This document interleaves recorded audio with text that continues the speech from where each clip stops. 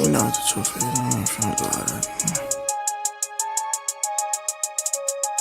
See me beat me on block like Matumbo. If it's beef, we gon' turn it into gumbo.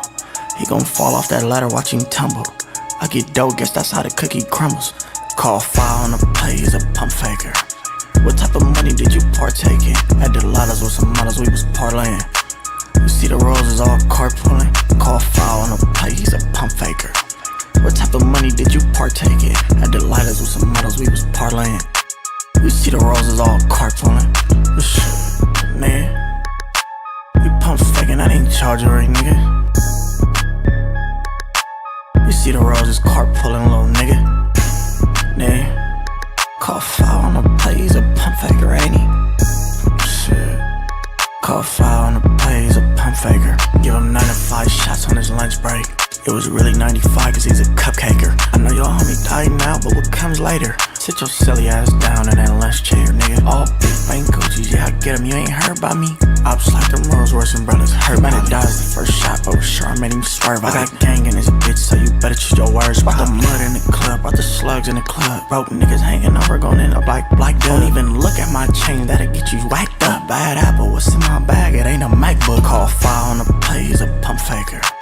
What type of money did you partake in? At the Lotta's with some models, we was parlaying.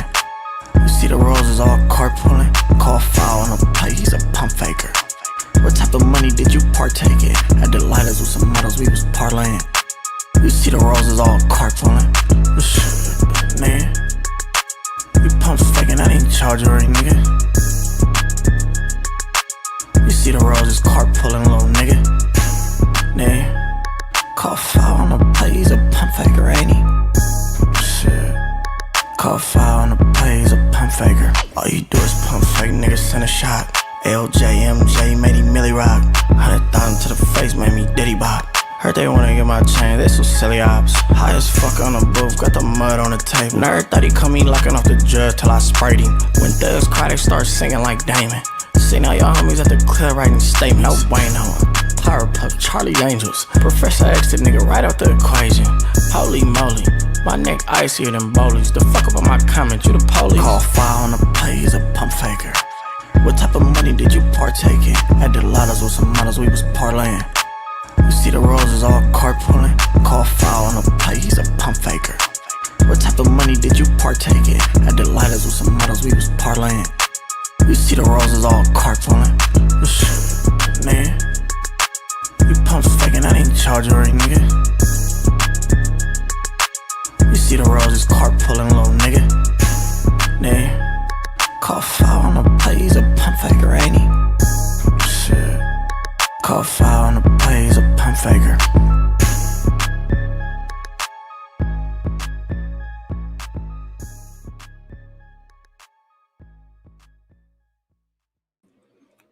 We go hard in the yard with a library card.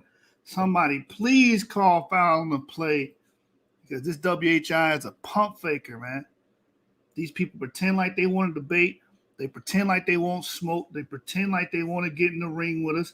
They want to get their issue, that they want the intellectual battle. They pretend like it. They talk a good game, but they never follow through. And what do we call these people? Pump fakers, people that don't actually take the shot, but make it seem like they want to take the shot. You know, we had a few individuals, man, that we give invitations to on the channel to come and debate us. A formal debate. You know, y'all run away from formal debates like roaches run away from raid. You guys run away from formal debates like roaches run away from raid. We tell you guys over and over again, hey, we can have a formal debate, 3 rounds, 15 minutes in a Q&A segment. Why are you guys allergic to actual formal debates? What you want to do is hide in the comment section. And that's why I like that part of that song. It says, get out of my comment section, you the police. We don't want you in the comment section. Anybody can get on there and be a kung fu warrior. We want you to actually have a formal debate where you have to prove and cite sources and formulate your argument that way. A lot of you guys are cowards, and your spinal column consists of jello, man. You guys ain't got no spine. What is those? What are they called? Protozoans? The animals that don't have spines, like sponges and starfish. That's the category we're putting you guys in, man. So stop being afraid. A lot of you guys are pump fakers, man. Certified pump fakers. Pretend like you gonna get in that ring. Pretend like you want that smoke. Then when it come time to you to get in that ring and test the waters with the sharks, y'all tuck y'all tail, man. Y'all find 1,000 excuses to not show up. And that's what we're gonna be discussing tonight. Since this brother don't want to show up, we're gonna expose him as a pump faker. And my brother W.H.I, with no further ado, introduce yourself and let the people know what's going on with this individual. This W.H.I. Shalom, everyone. Shalom. This is the Hebrew of Israel. So on the show, as y'all know, my YouTube channel, I have this person who keeps trolling in the chat, and he said that he wanted to debate me. I'm actually going to show that that screenshot that he had where he wanted to debate me. But then every time I try to set up a debate, he would say, "Nah, I can't do it." The person that I'm living with, they're asleep, so I can't do it. I'm like, "So can't you go to a different area in the house?" And he said he lives in a 2-story house, by the way. So it's like you can definitely find somewhere quiet. But he's like, "Nah, I can't do it. I can't do it." And then he's still trolling me, following me on Facebook. He would I'll make a post on a Facebook page, and he would just start spamming his false narrative. And also, people like other Yap Gang members would like what I said. They'll click the like button on Facebook, and then they'll do the laugh emoji for him, and they'll block he'll block them. He'll block them just for emojis. So and then eventually he ended up blocking me, but he left a voice message that was very interesting, and I'm going to actually play that for y'all, and then I'm going to show you the text message, the very first comment he made, where he said he wanted to debate me. And I keep on trying to get him to get into these debates, and he's like, "Nah, he doesn't want to debate me because I'm apparently uneducated." So I'm going to just show you this voice message. This is the last thing he said to me. Wait. Are you uneducated because you're black? Is it because you're black, W.H.I? I think that's it. It's actually funny he said that day, because literally I had took my midterm exam and made it like a 92 on it. And so he's like, "You're not educated." I'm like, "Bro, I just now made a 92 in my midterm." Right. He also levied the allegation that you're not in college. You don't have any access to academics resources. And you're literally a college student. Exactly. Like I can get on ResearchGate. I can get on Science magazine. Like, come on, bro. Right. Oh, racism, man. I tell you what. Oh, he's a black guy. What does he know about college? He probably doesn't even have a high school diploma. Didn't he say that? He literally said that. He's like, "Do you have a GED or something?" I was like, "Yeah, oh, wow." Yeah. We tell you guys that a lot of you internet people are racist, man. Black and white. Tonight, we just so happen to be dealing with a white Hebrew Israelite that is racist. And we tell you guys at the core and crux of your argument, it's racism. That's all it is. This man assumed that W.H.I was not a college student. He assumed that W.H.I had a GED because he's black. Think about that's pure racism. That's blatant racism. So go ahead, man. Let these people. Once y'all guys hear his voice, man, he sounds like, I don't even know how else to put this. He sounds like a bitch. I don't know how else to put this. Go ahead, W.H.I. Yeah, man. Here, I pulled up the audio. Watch this. It gets me every time. It's crazy. All right, so here we go.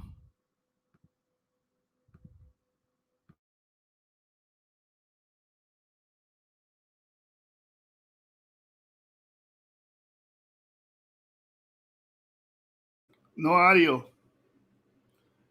Did you click the share audio? My bad. You said, did I click the share audio? Leave your mic open because I don't think this is a tab, so you have to leave your mic open to let them hear the Okay. feedback. My bad. My bad.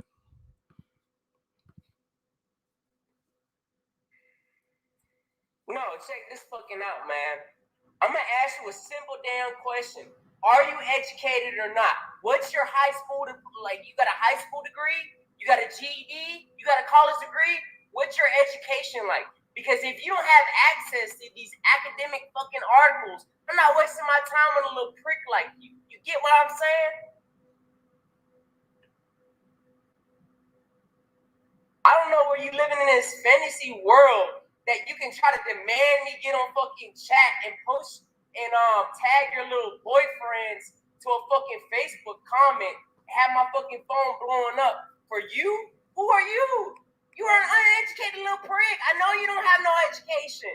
I know you don't have no college degree. That's why you can't access these fucking academic fucking articles. I know you can't look at these fucking Y chromosomes like I can. All right, so there's the audio of that. Sorry for your guys' ears for that. I know it's probably jarring. Hold on. Avery, read that bottom one Let me see. so that people will know that we're not joshing on this. Are you even? Yeah. You want me to read Are you it? even college educated? I Don't think you are. This is. Are you even college educated? I don't think you are. Do you even have access to fully view academic articles that require institution login credentials? Yes or no?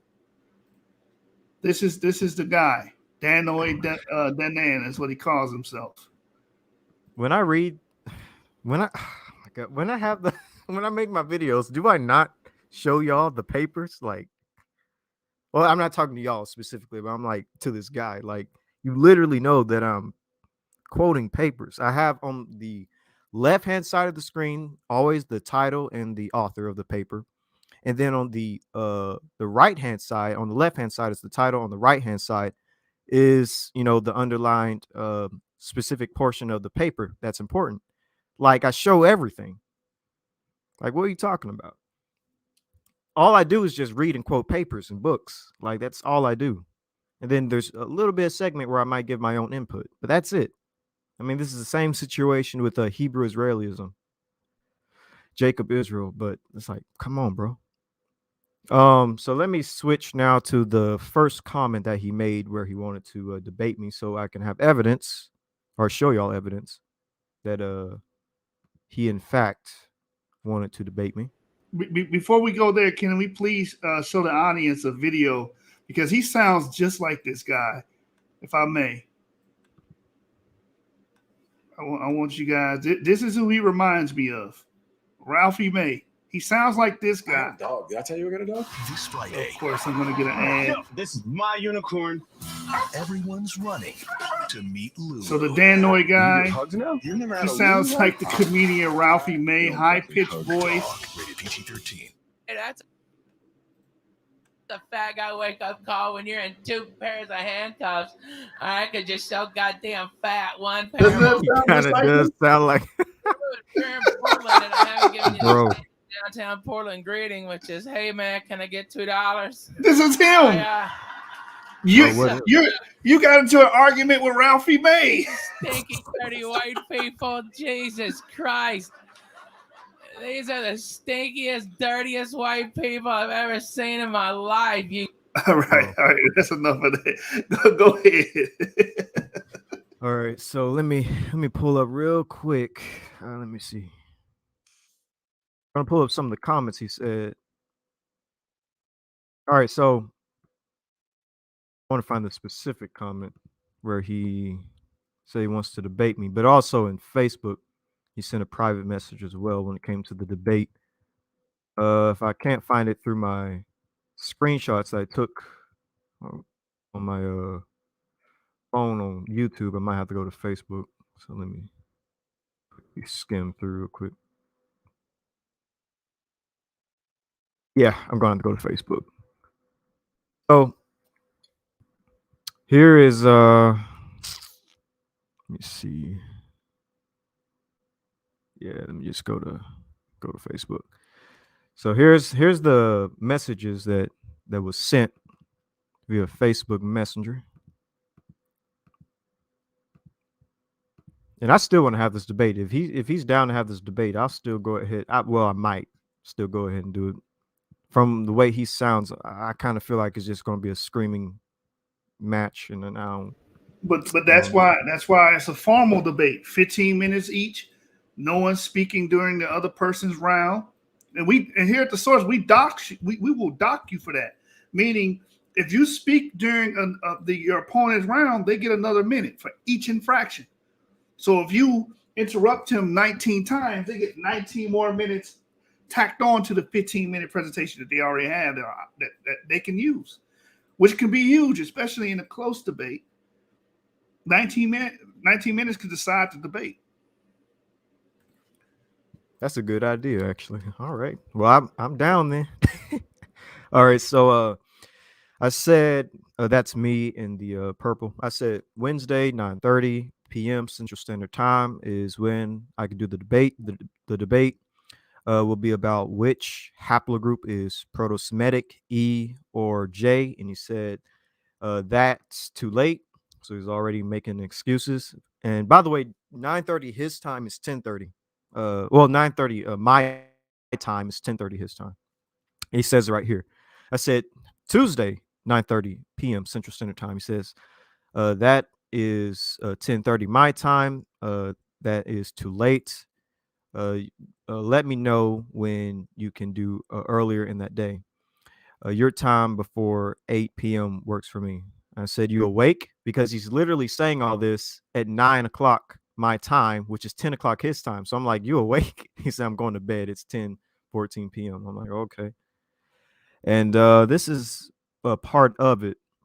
I said, bro, I can only do, I said, bro, I can only debate after 9 o'clock p.m. when the house is quiet. The closest time I can debate is Wednesday after 9 o'clock. And then he says, I have people sleeping at that time. And again, he has a 2-story house where he claims to live in. So I'm like, you can find a quiet place in a 2-story house. And so I sent him the link for him to join. This was during the Facebook debate we were having in the comment section. And obviously it's seen by 6 people. He never clicked the link.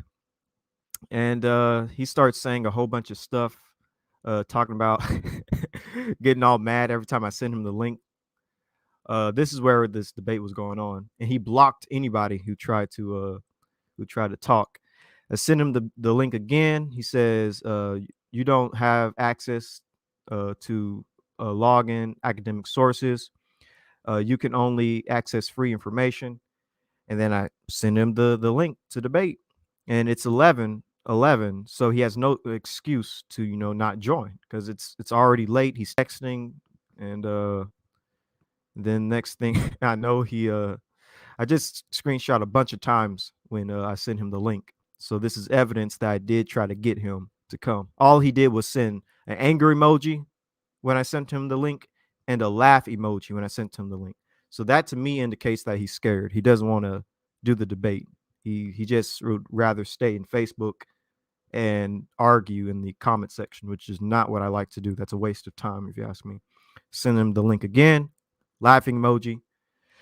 And so this is when he starts getting into his thought process of things when it comes to DNA. And I'm not going to get into it yet, but that's what I wanted to show y'all. I'm going to get into some of the comments and the things that he says, proving that he's a troll and proving that he's a racist. Did you want to get into that segment right now, or what?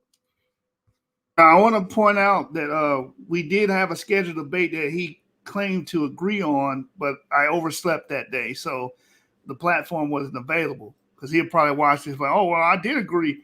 Yeah, but I overslept that day. We tried to reschedule it, and this guy, from that point on, he became more and more difficult, showing us that he did not really want this debate from the get-go. He was finding a scapegoat out of this debate from the get-go.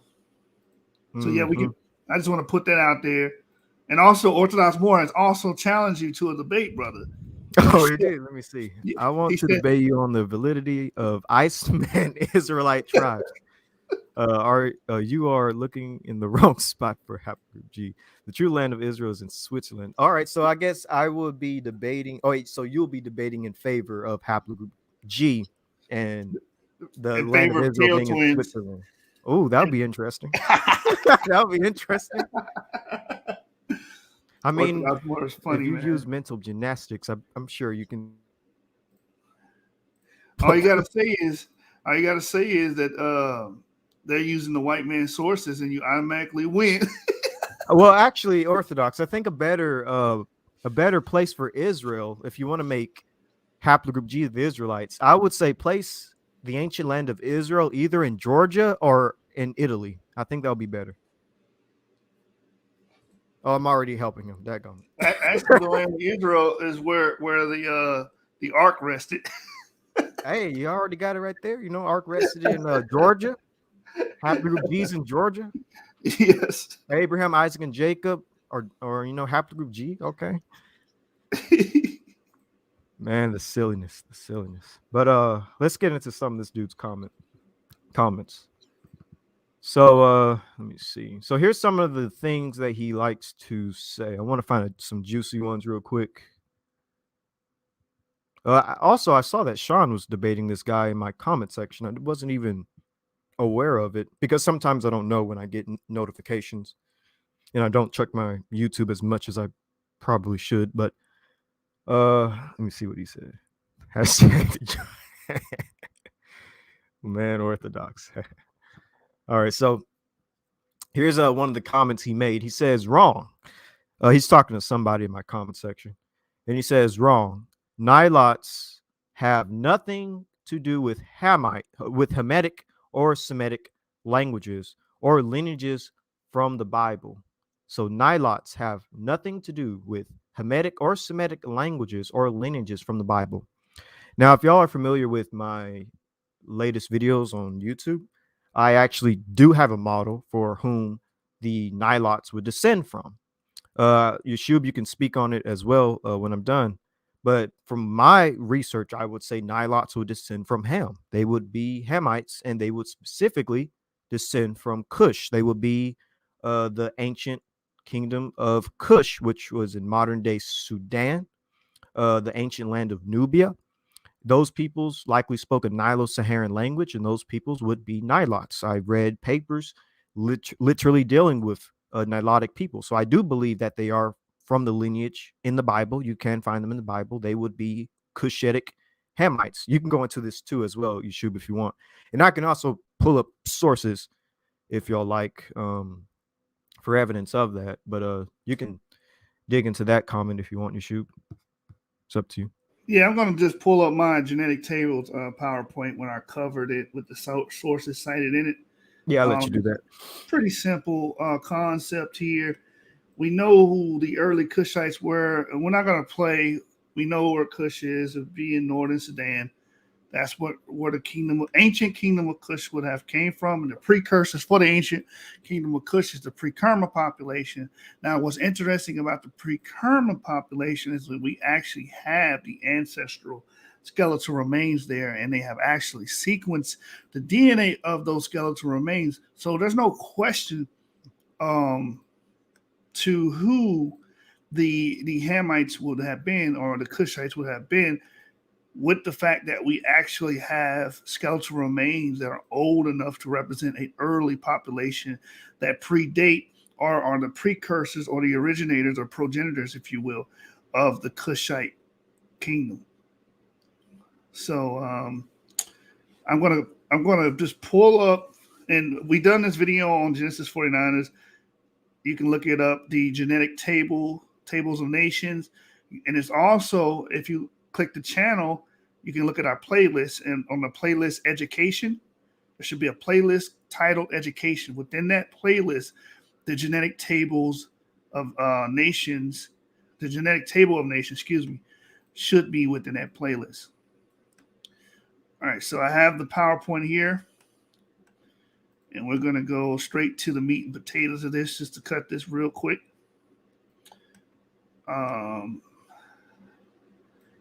Let me share my screen, and you guys will see. And this is why these guys fear to come on a channel in a debate. Be honest. You guys are afraid that you're going to have to deal with source after source after source after source, citation after citation after citation after citation, because what we do here at Genesis 49ers Yap Game, what we do is that we actually do extensive research on these topics, and we build and formulate strong arguments based off of empirical data. See, we let the evidence mold our theory, not our theory mold the evidence. You understand? So right. we're in a league of our own when it comes to that, because you guys that are commenting on Facebook, you're used to doing what? De novo arguments, making it up on the spot, whatever pops in your head and sounds good. The difference with us, we actually went out and read the books, bought the material, spent the money, spent the time, and researched the matter. We inquired, right, on the matter. All right, so here's from my presentation I've done before. Again, this presentation can be seen in full on the channel. Just click on the Genesis 49 logo, go to the playlist titled Education. You should see the genetic table of nations within that playlist.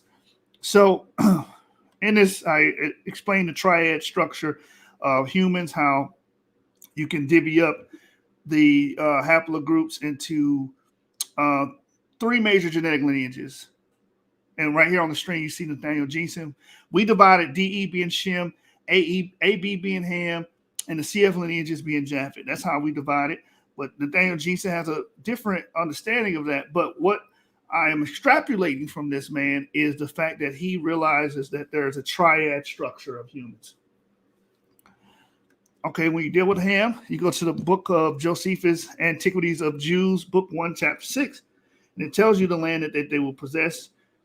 And I go straight to the crux of the argument here. It says, the time has not all heard the name of Cush for the Ethiopians, over whom he reigned, are even at this day, both by themselves and by all men in Asia, called Cushites. So we know who Cush is. We know where they are. This is northern Sudan. We have the DNA of the Sudan. This is the genetic patterns of Y chromosome and mitochondrial DNA variation with implications of peopling of the Sudan by our geneticist, Ibrahim Muntazer, University of Khartoum, where you can find this article. It says the area known today as Sudan may have been the scene of pivotal human evolutionary events, both as the corridor for ancient and modern migrations, as well as the venue of crucial past cultural evolution. Several questions pertaining to the pattern and succession of different groups in early Sudan have been raised to shed light on this aspect. Ancient DNA and present DNA collections were made and studied using Y chromosome markers for ancient DNA, Y chromosome and mtDNA markers for present DNA. Bone samples from different skeletal remains of burial sites from Neolithic, Meroitic, post-Meroitic, Christian periods in Sudan were collected from Sudan National Museum. So they have the oldest DNA in Sudan going to the Neolithic. These would be your precursors for the Kushite peoples. Here it is, Kushite source population. To generate Y chromosome specific haplogroups A-M13, BM60, FM89, and Y, or obviously YAP markers, which define a deep ancestral haplotypes and phylogenetic tree of Y chromosomes were used. Haplogroups A-M13 were found at high frequencies among Neolithic samples. Why is this important? Because when we read Josephus, the land allotment is telling you where people went as they first dispersed. And we know where these early proto-Kushites, if you will, would have been. They would have been in northern Sudan. And we see the DNA there from the Neolithic time, Mesolithic time, haplogroup A-M13. So Kush would have been, without a doubt, haplogroup A. And then you see the other haplogroups come in the Meroitic, post-Meroitic, and Christian periods. That's much later than the Neolithic times. So that's just quick, easy understanding of that. Also here in Ibrahim Muntazer's book, The Genetics of African Populations, he recapitulates this point Analysis of DNA samples from burial sites in northern Sudan pre-Kermer support a predominance of Hawaii haplogroup A during the Mesolithic. Meso meaning middle stone period. So this is an empirical fact. All right, Avery, you want to touch on that some more? Or you want to move on to the next point? No, you covered it great. Pretty much you disproved his point how Nilots, actually do have a lineage. You can share my screen. Do have a lineage in the Bible, and it's from Cush. And one thing you're going to notice about this guy as you look at more of my comments is that he's pretty much racist. He doesn't think black people come from Shem, Ham, and Japheth. I don't know what he thinks black people are. I think he actually does have a comment saying that we're the beast of the field or something like that. I'm going to find it here in a second, but he is a legitimate racist. So let's get to that. All right, so here's one of his comments. He says, just like Ham, Japheth, and Shem all started in the Caucasus, which is kind of ignorant to say. So let's break this down. He believes, and I'm going to show another comment, he believes that the ark rested in Mount Ararat, and that's actually false. And I know a lot of Christians, modern Christians say it, and a lot of even fellow Hebrews say it. The ark rested in Mount Ararat, but that's actually Armenian tradition, and it kind of grew into Western European tradition as well. But that's not really, the tradition of the ancient Hebrews, and we have sources to prove it. I'm going to show it when we get to it. I actually would say the ark rested in Mount Judy. There's a lot of evidence for it, and I'll bring out that evidence here in a second. But as you can see right here, he believes that because Shem, Ham, and Japheth settled in the Caucasus, that Caucasians, which is kind of funny because it's like if I was on a ship and my ship crashed in Hawaii, does that automatically make me Hawaiian? No. So yeah, his logic is very basic, I guess you can say, in that way. So let's go through some more of his comments real quick. Want to get to something interesting, like some of the comments he says about, like right here, you can kind of get his model, his idea of what he believes Shem, Ham, and Japheth is. So right here, I'm just going to show you the first part of his comment. I'm not going to read all of it because it's pretty much irrelevant. But he says, haplogroup J equals Ham / Shem. And if you read the rest of his this little dissertation, he pretty much tries to explain why he believes Ham and Shem is haplogroup J. And basically his model is that Shem, Ham, and Japheth, all of them, all three sons of Noah, are J markers. And everybody else who's not a J marker, well, I don't know who they are. I guess they're just not descendants of Noah. They're just the others, the other peoples. So that's why he's going at me so hard when it comes to this specific video, haplogroup J and I, academic and biblical origins, because in this video, I basically lay out that haplogroup I from my model, from what I see, would be Ashkenaz, and haplogroup J would be Togarmah, who are both brothers in scripture, and Ashkenaz being Germanic peoples who have haplogroup I, and Togarmah being haplogroup J, who are Caucasian peoples. But check out that video for more information on that. He says right here, haplogroup J equals Ham. So basically, again, he's just trying to make everyone with J only the descendants of Noah, which is a bit racist. So right here, he goes through a long dissertation about how how we have pretty much nothing to do with the scriptures. I guess I'll read this one. So he says, he's talking to somebody in my comment section. He says, you clearly don't understand that Iwambewene never came out of the Lesser Caucasus, of the mountains of Ararat, around the time of 6,000 years ago. So that's one of his, methods of saying that we're basically not humans, that we don't come out of the Caucasus. So continuing, he says, that destroys any nonsense theory you have. A and B isn't Ham. Only naive and ignorant people who have no knowledge of anthropology and archaeology would make such a claim. Now, Yeshua, didn't you just read from anthropology and archaeology books dealing with that very Yeah, subject? yes, very extensively actually, and in detail. So, Yeah, we're ignorant though. So continuing, it says Canaanites weren't black, Hittites weren't black, Philistines weren't black, Mizraim weren't black, Cushites weren't black, Syrians weren't black, Elamites weren't black, first Christians weren't black. Ham, like Shem and Japheth, landed in the Lesser Caucasus. This is where the Caucasian race comes from. Facts over fantasies. Interesting. And it's kind of like his logic is so like Nazi oriented. I'm kind of surprised like him as a Jewish person is even like talking like this, because this is straight up Nazi type of rhetoric. Like, can oh, you, because you're not Caucasian, you're not a real human. Like, oh, you're not an Aryan, so you're not a real human, you know. I'm sorry, Avery. Can you read that part where it says this is where the Caucasian race comes from? Facts Yeah, over fairy tales. Let's read that yeah. for me one more time, if you don't mind. This So it says Ham, like Shem and Japheth, landed in the Lesser Caucasus. This is where the Caucasian race comes from. Facts over fantasies.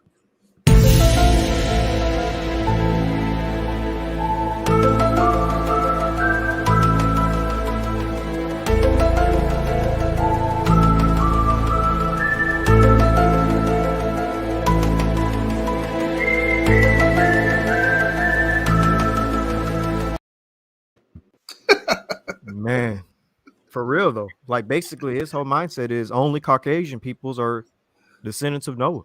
Yes, Ah, man. this is very Straight up racist, Nazi. and there's no act. Yeah, this is Nazism all over again. Come on, this is the Aryan race all over again. Yep. This is what this is. This is not Switch all that scientific. with Aryan, and he would probably cry over that being a Nazi rhetoric. Right. And again, this is something that we're going to talk about on the channel this week, actually. Pre-Adamites, because this is what he's alluding to. No black people are involved in this. No, we have no stake or no claim to the children of Noah. We are pre-Adamites. We are soulless creatures. And let me actually get to that. Oh, my bad. Oh, yeah. Go ahead, brother. I didn't want to Yeah. spoil it. Go ahead. Yeah, so he actually gets into some of that. So he's after a while, when you talk to him, at first he isn't blatantly racist. He kind of builds up to it like a volcano. So right here he kind of lets some of it out.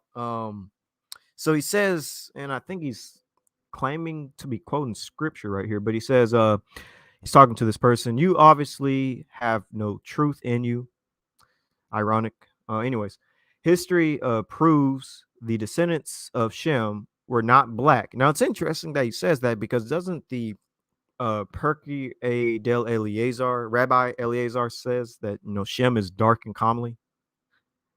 Like, I don't know why he's even alluding to Shem not being black, but anyways, it says right here Aramaic is still being used in Syria.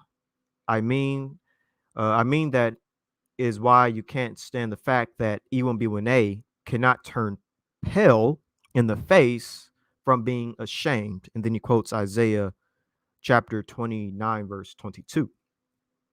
And it reads, therefore, thus saith Yahweh, who redeemed Abraham concerning the house of Jacob. Jacob shall not now be ashamed, neither shall his face now wax pale.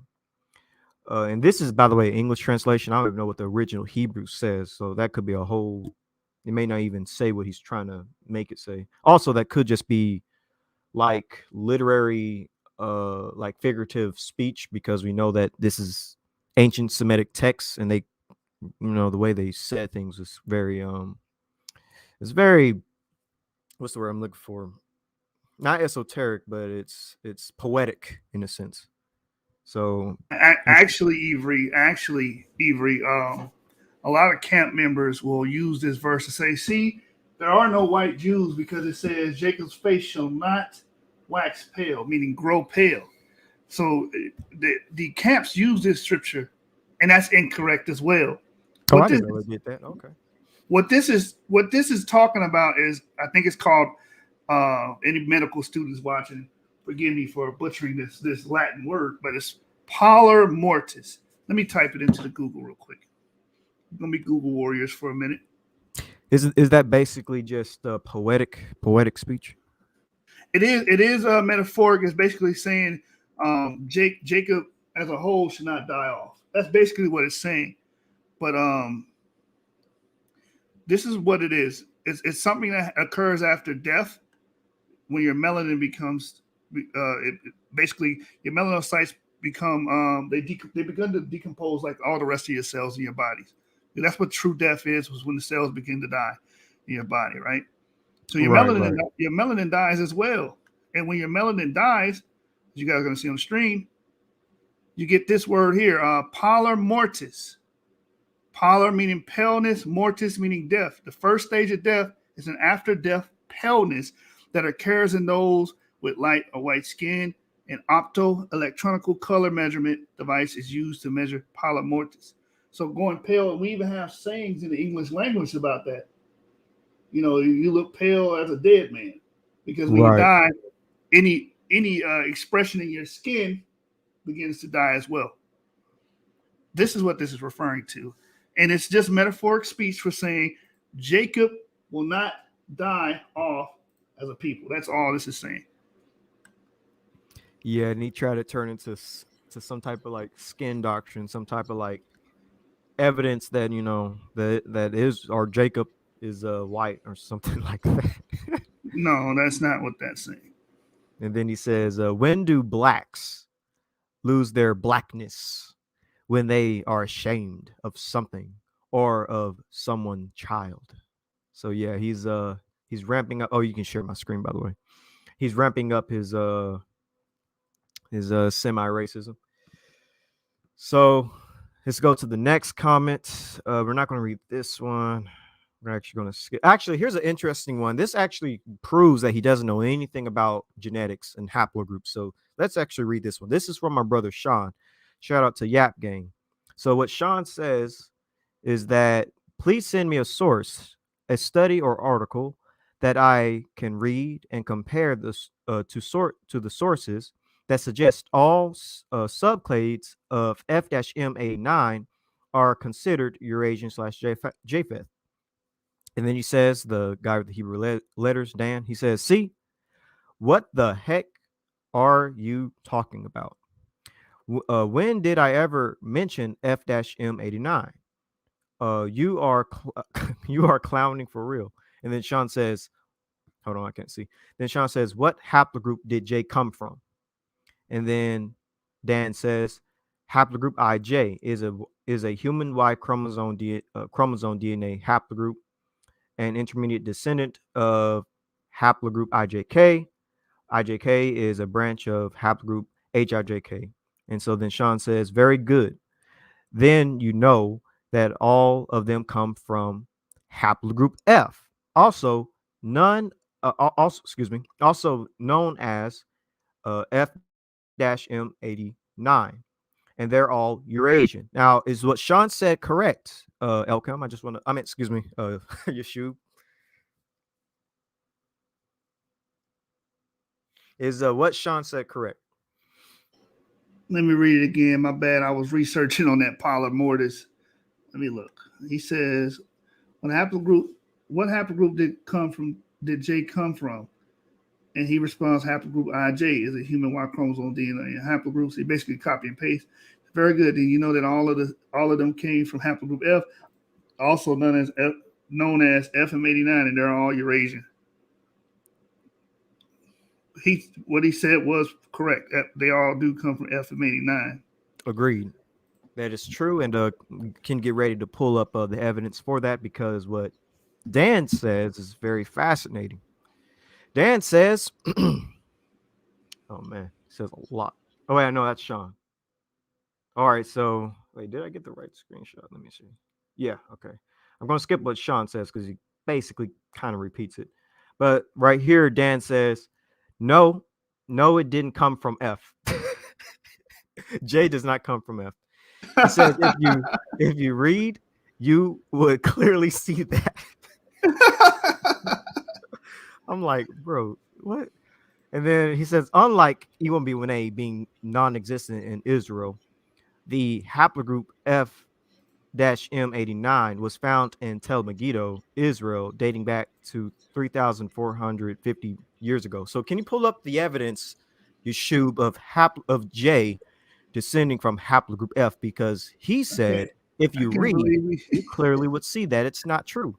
I can't believe the man that said he has access to academia and our haplogroups that we don't have access to, and that we're assuming that you didn't even have a GED or a high school equivalent degree, would not know this simple fact about phylogeny. Agreed. It's crazy. I mean, you could easily wiki. You can easily wiki this. You can be a Google warrior on this. But We'll I'm give you actually the cheat gonna. sheet. You can use open book. Yeah, you can use that, but I'm gonna go to Van Drine because I love Van Drine's work. Right, I'm gonna go to Van Drine. Let me drag and drop him here. So check this out.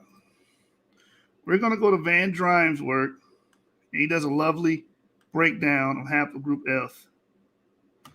Right, do this real quick. You can easily Google this as well. But I like going to my resources here. So if you go to Van Drine's work, he plots out each haplogroup and tells you their phylogeny. Tells you this clade comes from this clade split into this clade, and so on and so forth. And this is gonna be real quick, easy money, man. But he's claiming we're the ones that don't have access to academic sources.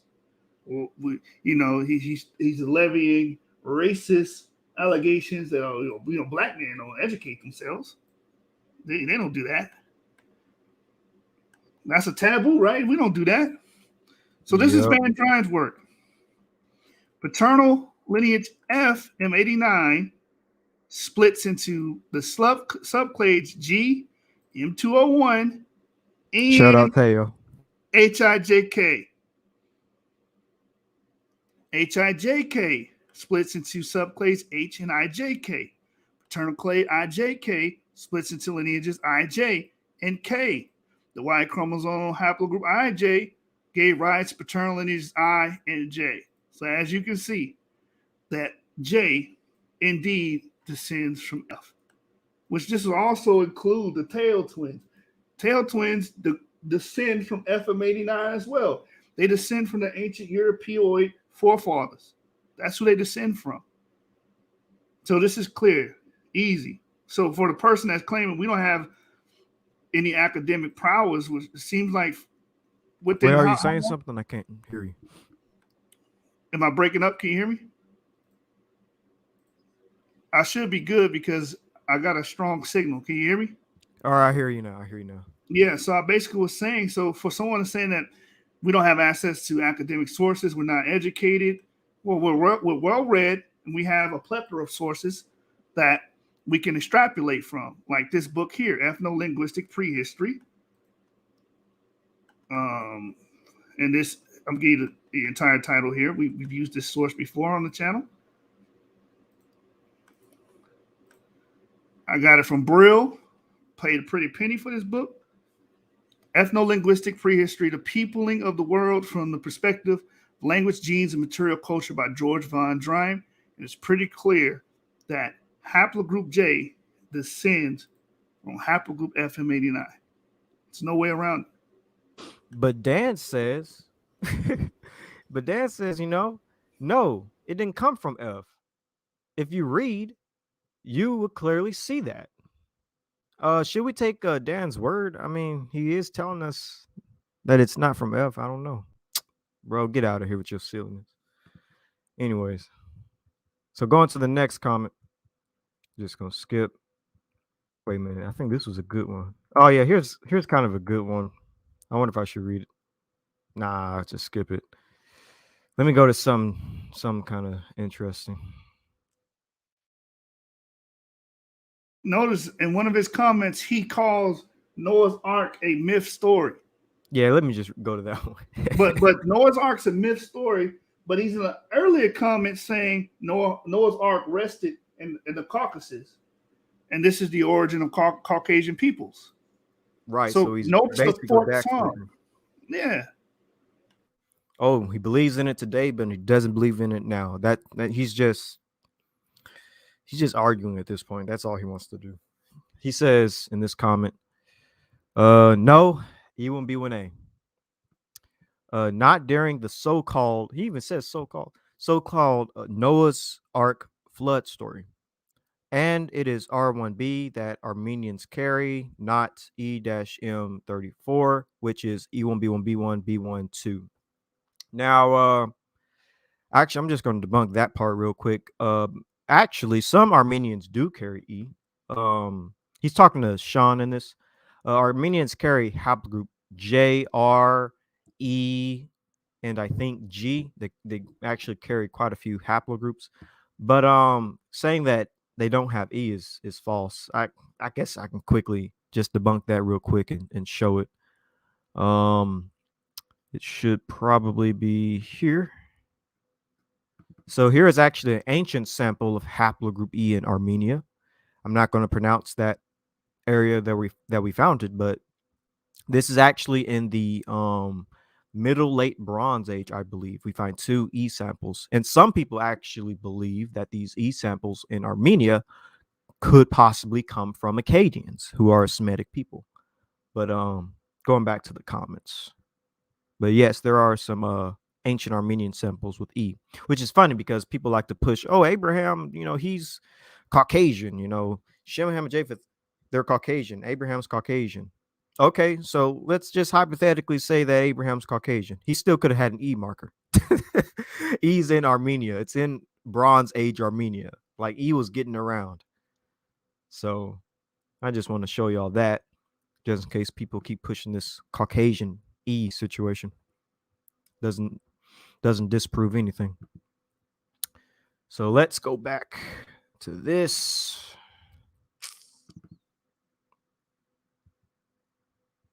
Let me go up a little bit because I can't really see on my thing.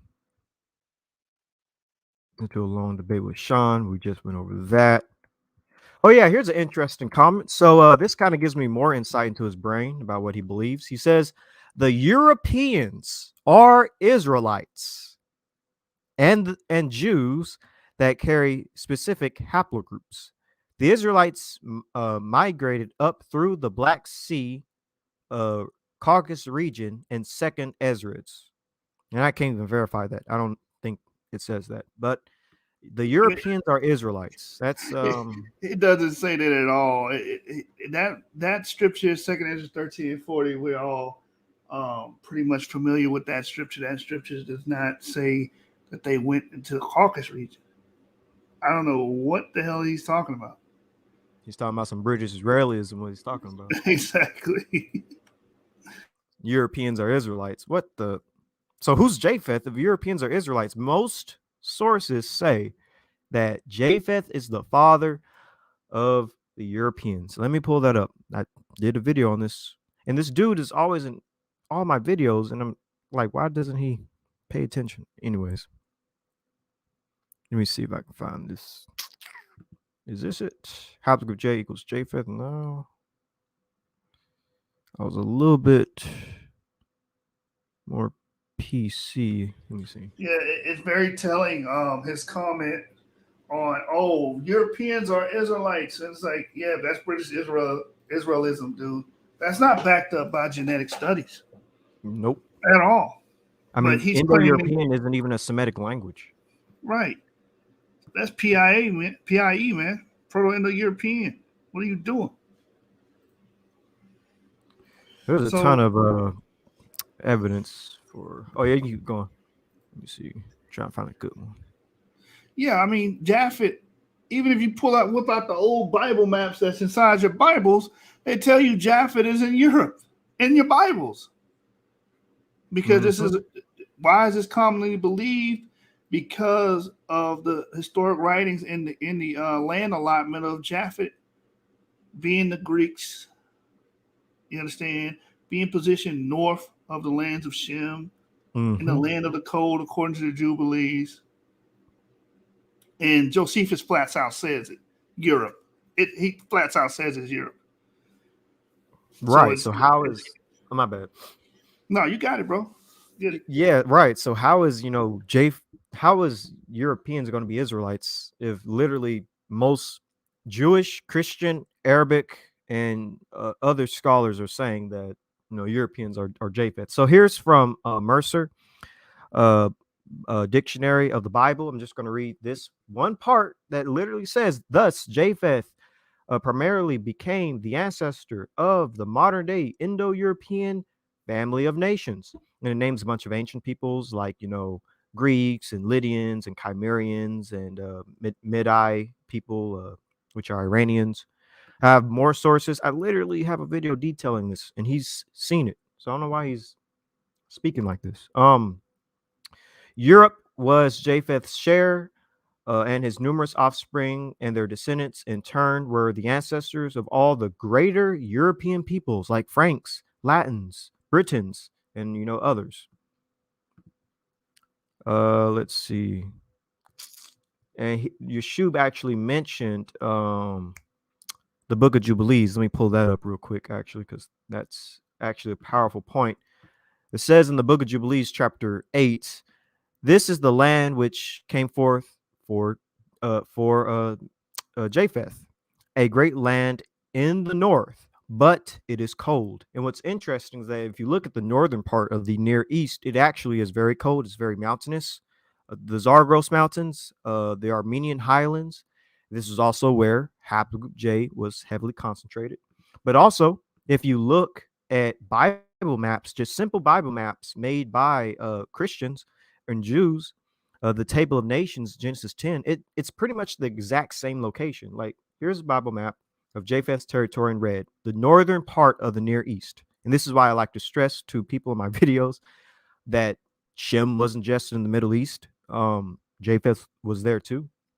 So here is the northern part of the Near East where it's cold to the north. And here is Japheth's lot.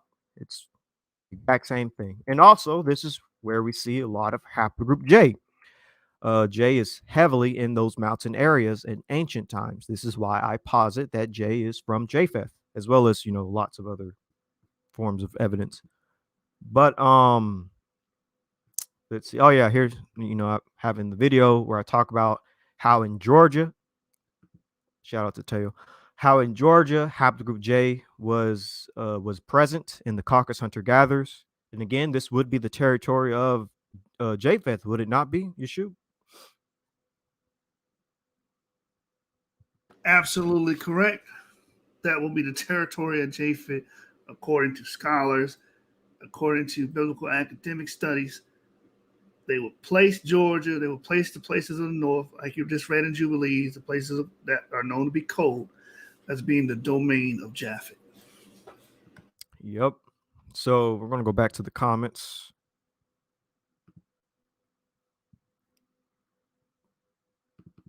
Let's see if I'm right there. So yeah, that's that comment, that ridiculous comment. One thing before you address it. Remember you said he's actually watching the video and seeing the video that you brought this up. So I want to play this because this is what these dudes do. They're not listening to the material. They're hate watching. Mm-hmm. They're hate watching the material. They're not cognizant of what's actually going on during our presentations. Because their dogma's kicking in, their hatred for the information is kicking in, right? So I want you guys to pay attention. This is very important. This is what all of our ops do when they watch our videos. Before you play that clip, what do you want to do?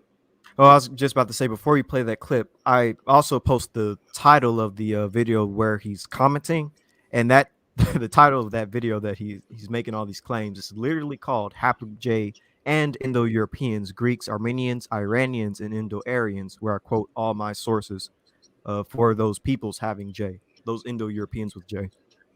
Right. So yeah, you keep going. Right. So when you said all this, all that, in the video you stated, this is what they heard. They come to class, coming to learn, they come to Ivory's channel to watch his videos. Nothing to be frightened about. Some of them are afraid of Ivory. Bro, for real, for real. Oh, good grief. Yes, ma'am?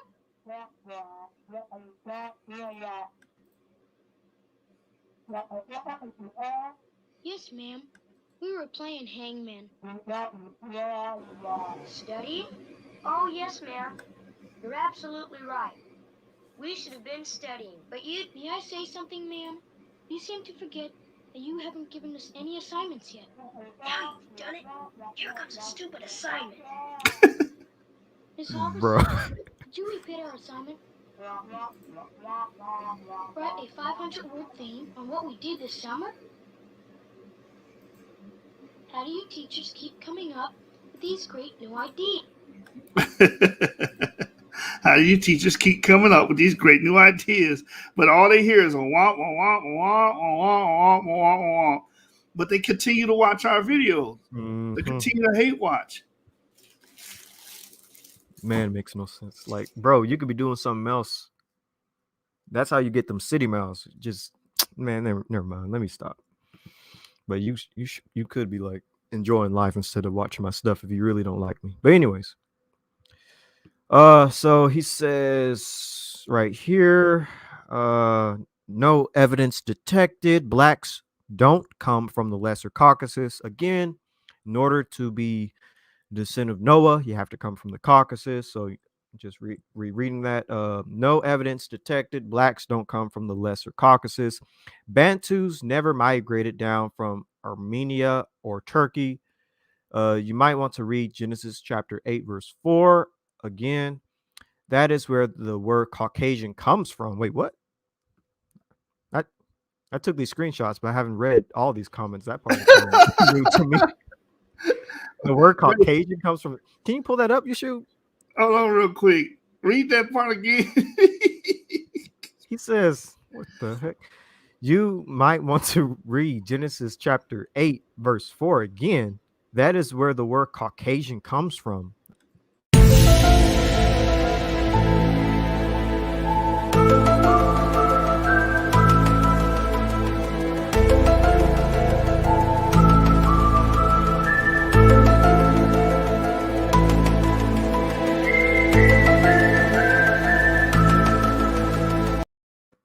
Man, I give them this. They creative. So Genesis 8 and 4 is not where the word Caucasian comes from. Genesis 8 and 4 is clear. It's talking about where the ark rested. The word Caucasian has nothing to do with the Bible, but it talks about where the ark is rested. I don't know when you want to segue into that point because it's a powerful point. Yeah, we'll get to that here in a. Oh, actually, I guess we can get to it now. Let me see the next comment, and then we can get to it. Okay. All right, so yeah, we can get to that right now. Because the next comment deals with us being the beast of the field. So let's transition to that. Black people, non-whites are the beasts of the field. This is why that we're able to mistreat them, enslave them, beat them, Murder them. Murder them, leave them deprived, give them no food relief because, hey, they're not even descendants of Noah. They're the beasts of the field. Guess what? Christ didn't even die for these people. They don't even have souls. Mm-hmm. Technically, we're free game to be killed because the Most High was trying to kill us with the flood, but we managed to survive. So really, if we were killed by somebody, it's all fair and game, love and war, because we were supposed to have been killed by the waters. This is all future stuff that y'all are looking at. So let me. And then when you call these people out, they're like, I don't believe in a racist yes, you do. That's a very racist doctrine. All non-white people are soulless beings that don't even descend from Noah. They don't even have a right to Christianity or Christ or salvation. Come on, man. Right. Bring it out, brother. Bring it out. So here's a good book that y'all should check out. So first I'm going to deal with the evidence that the ark didn't rest in Mount Ararat, and then I'm going to get to the evidence that it actually rested in Mount Judy, I would say. So here's a good book to check out. And as y'all know, lately in my videos, I've been dealing with Caucasian history. Although I'm making a lot of these jokes and stuff, I do think it is important that we do know a bit about indigenous, actual Caucasian history, people of the Caucasus, because knowing them can get us closer to knowing the true origins of haplogroup J and ancient peoples like Hurrians and such. But so when you read this, a lot of information is actually going to make sense in future videos, but because a lot of stuff in the text was changed, unfortunately. But so this book is called Armenian Christianity Today: Identity, Politics, and Popular Practice. This is from edited by Alexander Adjedjanian, and I think he's Armenian, so I may have butchered that last name. Forgive me. So y'all might be familiar with this tradition that I've mentioned about the Armenians. Story of Noah has been supplemented in the Armenian tradition by the story of Hayek, the son of Noah's great grandson. By the way, that's Togarma, who is claimed to be the forefather of the Armenians. I underlined that part because I'm probably going to add it to future presentations, because the Armenians claim to descend from Togarma. And for some reason, you have a lot of people trying to say that the Armenians are Israelites and stuff like that. And I'm like, bro, their own mythology says they come from Japheth. Like, what are you talking about? But anyways, so here's the relevant portion of the of what we're trying to get out of. So it says, it is worth noting that contemporary to Armenian apostolic church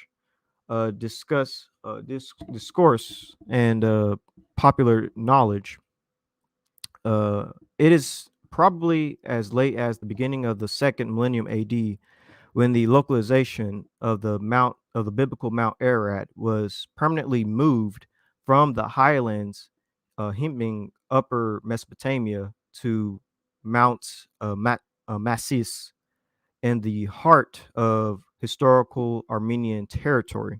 So as it says in yellow, the location of Mount Ararat was kind of moved to where it is today, what we typically think of today. And it says that Mount Massis was a sacred mountain before, even before its identification with Ararat, and afterwards its symbolic importance for the Armenian issue has made Massis Armeniat crucial in the formation of modern Armenian identity. And so really this is more of an Armenian type of nationalism, I guess you can say. And for some reason, people in the West kind of adopted it. I don't know why they did. There's probably more history on it, but they adopted the idea of the ark resting in Mount Ararat. You can read that too as well. You should, while I get a drink of water real quick. Oh my goodness gracious, it is over. Did I call it, Daniel? It's over. It's over, ladies and gentlemen. It's over with, man. It's done for. As you can see, the literature tells you I'll be back. pretty much what they did here was appropriate the term Ararat from the Bible and applied it to the highlands. They applied it to that Caucasian or Armenian mountain range. And this happened in recent time. This happened in the Middle Ages. This is not ancient biblical thought. So when the Bible was written, when the Torah was written, the Torah writers were not thinking about the Armenian highlands. All right, I'm back. They were not thinking about the place that's labeled Mount Ararat today. That is a modern appropriation, a Middle Eastern appropriation. And hold on, real quick, if I may, let's be some Wikipedia warriors, because I know a lot of brothers want to run the Wikipedia. You can just go to Wikipedia and see this.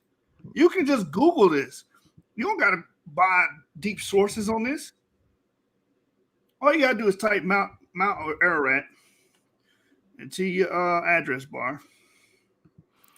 Mount Yeah, Ararat. while you do that, because I'm assuming you're going to pull it up, I'm going to Mhm. move to the next source that deals with where it actually is. Mount Okay, Mount yes, Judah. bring it out.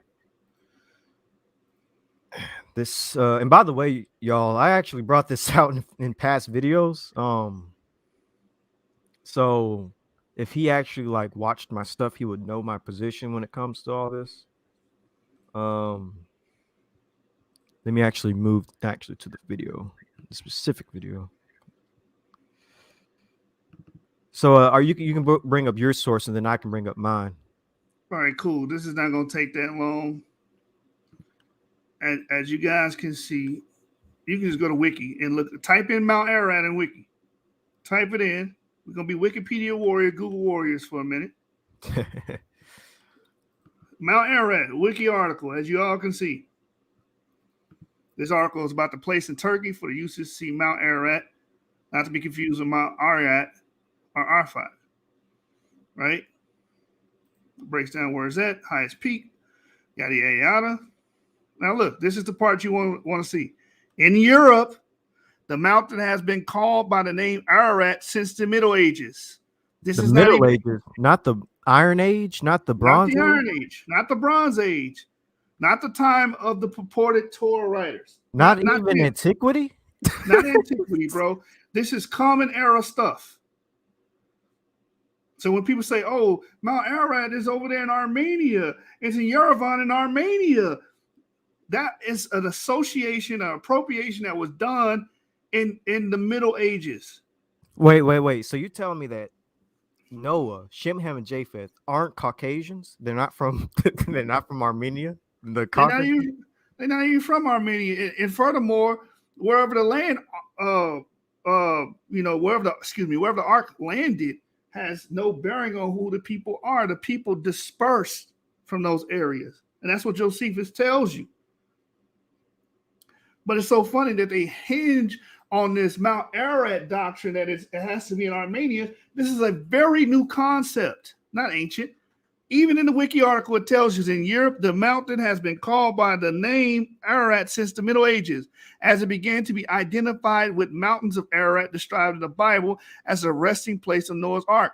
Despite contention that Genesis 8:4 does not refer specifically to a Mount Ararat.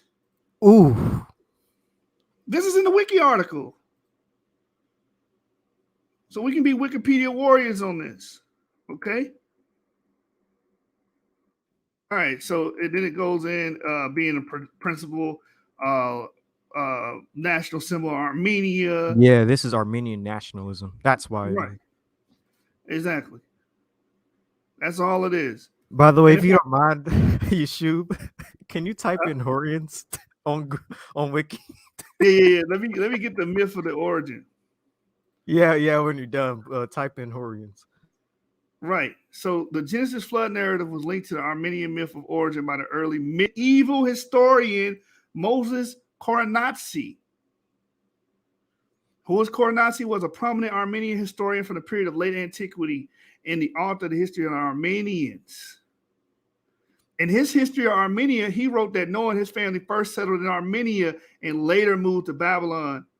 And Hayek, a descendant of Japhet, a son of Noah, revolted against Baal, a biblical Nimrod, and returned to the area around Mount Ararat where he established the roots of the Armenian nation, which we do agree with. We do agree that Japhet established the roots of Armenian nation. Yes. But this part right here is straight baloney, man. He came up with this concept.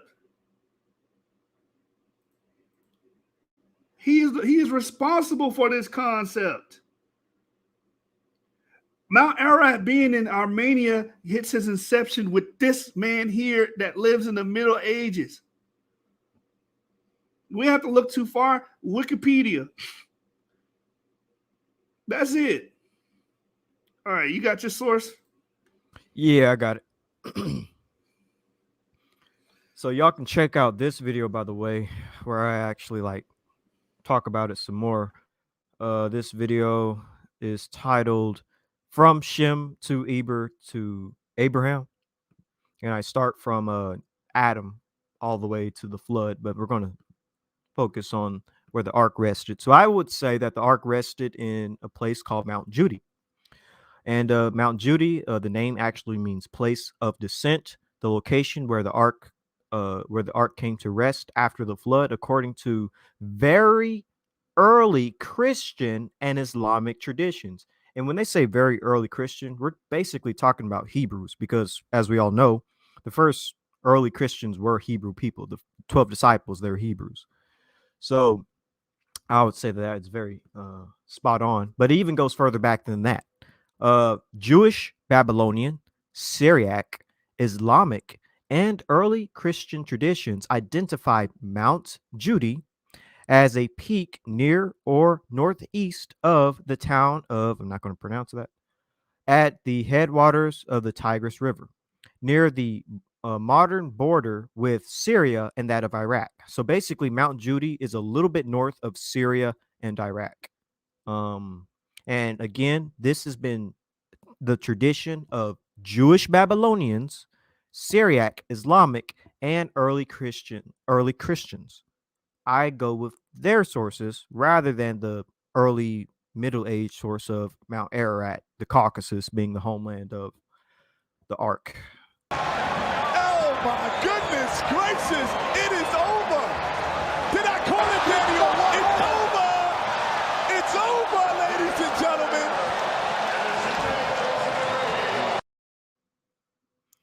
So it seems like I'm going to have to redo a video on that here soon. So also, I would like to add that the Samaritan Pentateuch, the Targums, the Book of Jubilees, Josephus, Julius Africanus, Eupetus, and various others basically all say that Mount Judy is the true location of the resting of the ark, not Mount Ararat in Armenia. Again, not Mount Ararat in Armenia. Changing. Yeah, I was about to read. Okay. So let's go to the next one. So here is Mount Judy. By the way, somebody in the comments, Yitzhak, my brother, Mount Ararat and Mount Judy is not that far, even that far. It is actually kind of far. Mount Judy is north of Syria and Iraq, and Mount Ararat is in Armenia. Here is where Mount Ararat will be in Armenia, and Mount Judy is over here. That's a couple of miles away. That's pretty far distance. My brother. So let me actually show you. By the way, here's another reason why I would say Mount Judy is the location, because Ron Wyatt, a very famous Christian historian and archaeologist, went out and found this very interesting spot near Mount Judy that looks like a ship could have been. And that, when the ship broke open, as you can see right here, it kind of left long-standing imprint of where Noah's Ark would have been. So I would say that makes sense. And changing history. Oh yeah, Christians believe that, by the way. Y'all probably need it. Yeah, we probably do need to do a video on Armenians. Yeah, I've done a few videos on Armenians, and in my current videos, I'm still going to keep talking about Armenians and Caucasian peoples, especially in connection to haplogroup J. But yeah, if YouTube's down, I can definitely do a video on the Armenians. But check out some of my older videos as well. I have a video titled Torgorma, Armenians and Anatolians, and there's some interesting history dealing with them in that video. But yes, I will touch deeper into Armenian history, Armenian people, their genetics and stuff like that. We do have to know about these other ancient Near Eastern peoples to get a good grasp of the ancient Near East. We should have, respect these people and kind of know their history. But so you're right. I can do that with YouTube, and I have current videos and I have upcoming videos dealing with the Armenians and their ancestors. So I'm going to show you another map of Mount Judy. Actually, it's not in this. It's right here. So here's another decent map. Mount Judy right here, like I said, or also called Ahudi, north of Syria and Iraq, all the way down here. Not all the way up here in Armenia and the Caucasus. Shem, Ham, and Japheth are not Caucasians. They are, at least the ark didn't rest in the Caucasus and rested a little bit north of Syria and Iraq. Here's just another image. Just show you again from further out. Again. When I redo this video, I'm going to use these images. But but like I said, and like Yeshub said, Mount Ararat was something added in the Middle Ages. It's not ancient. It's fairly recent. It's not even 2,000 years old. Like, it's not even in antiquity. Like, come on now.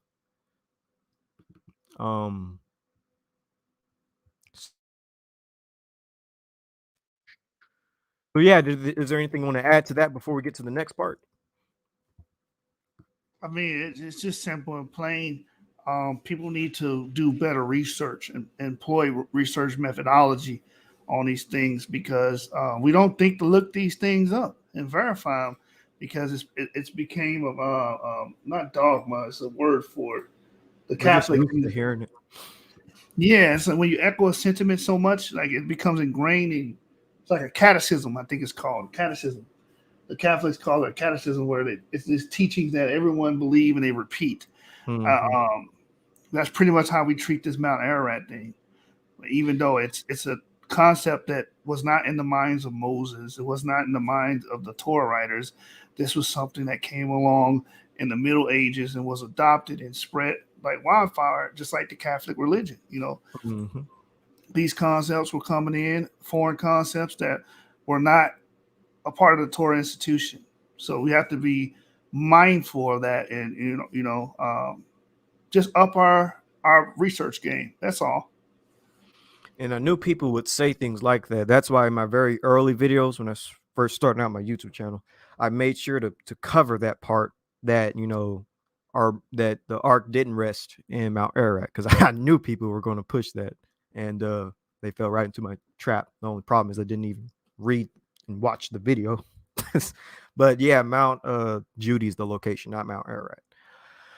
Anyways, so let's get to the next thing. So now here's the part where he's just blatantly racist. He says, even B1A has nothing to do with Israel. Hallelujah. He hath not dealt so with sub-Saharan Bantus. Blessed be he who changes creatures.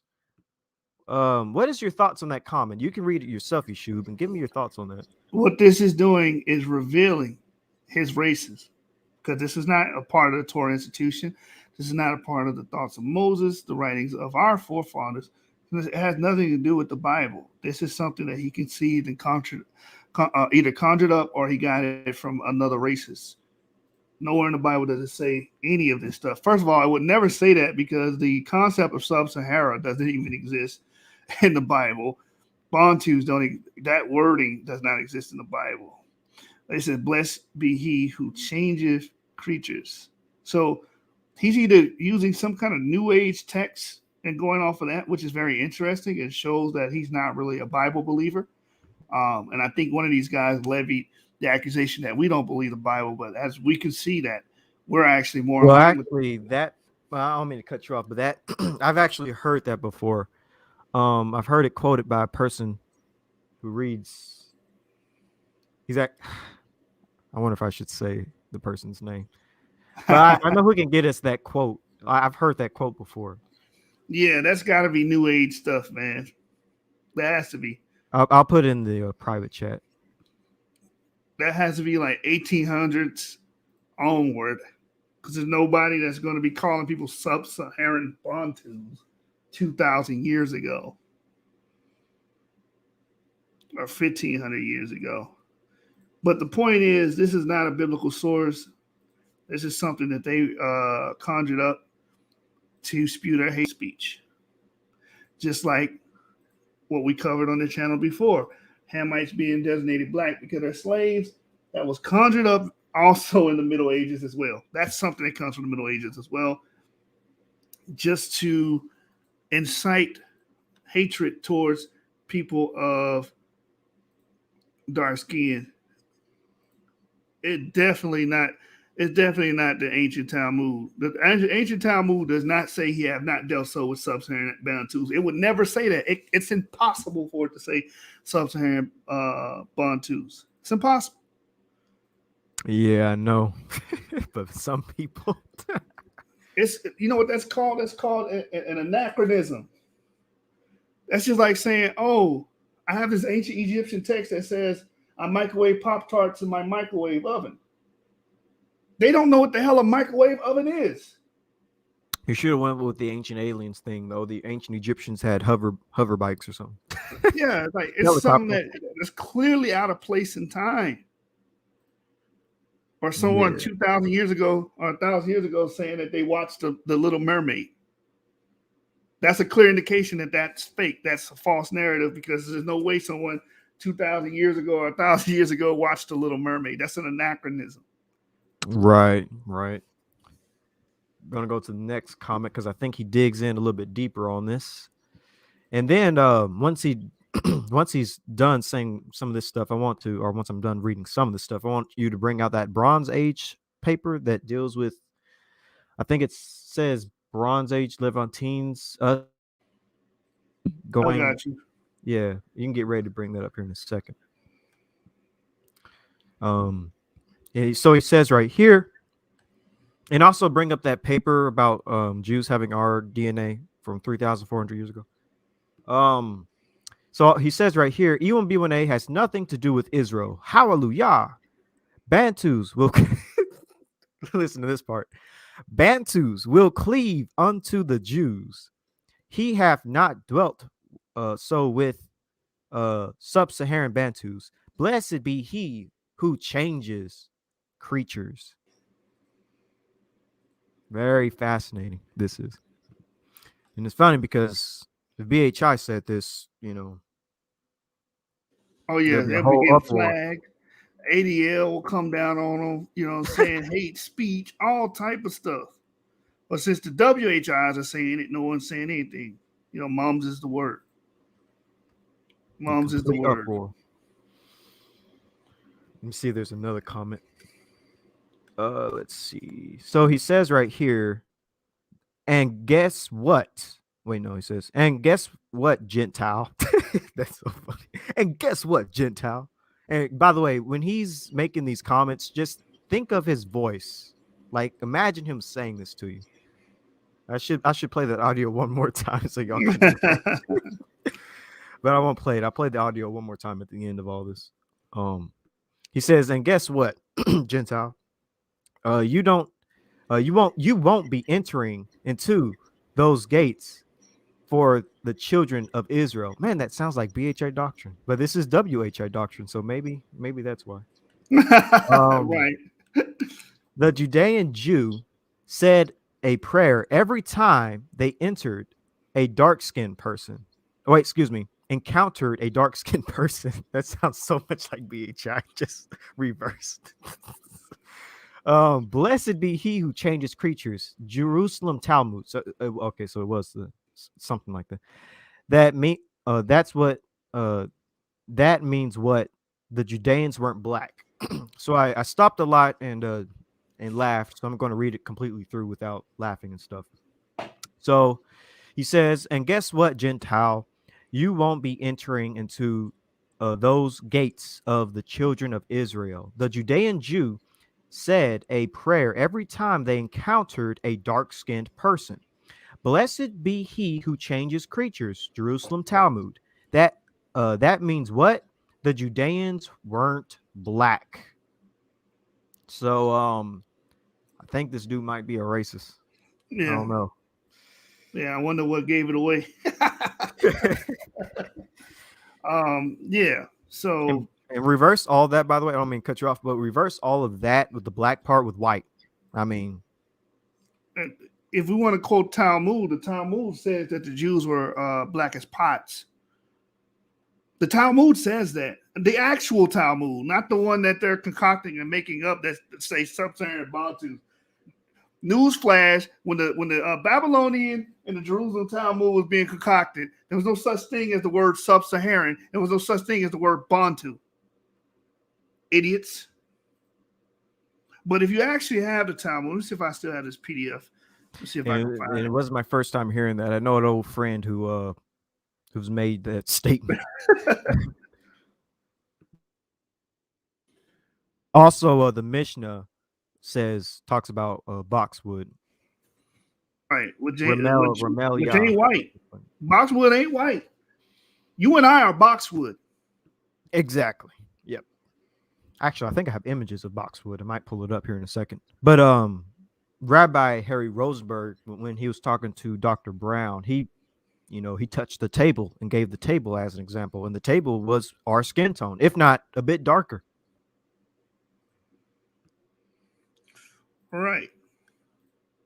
So I can't find that Talmudic reference. I wasn't ready for that one, but in the Talmud, And you got to be ready for these W.H.I. Right. In the Talmud, it says the Jews' skin was black as pots, and it makes reference to the time of Nebuchadnezzar. It might be in the Safaria. Let me look Safaria up real quick, see if I can pull it up, because I think I did pull it up in Safaria before. Now that's interesting. I didn't know about that. I know about the Mishnah talking about boxwood, but I didn't know about the Talmud talking about. Found it. It's in Megillah 114, actually in the Talmud, right? So let me share my screen.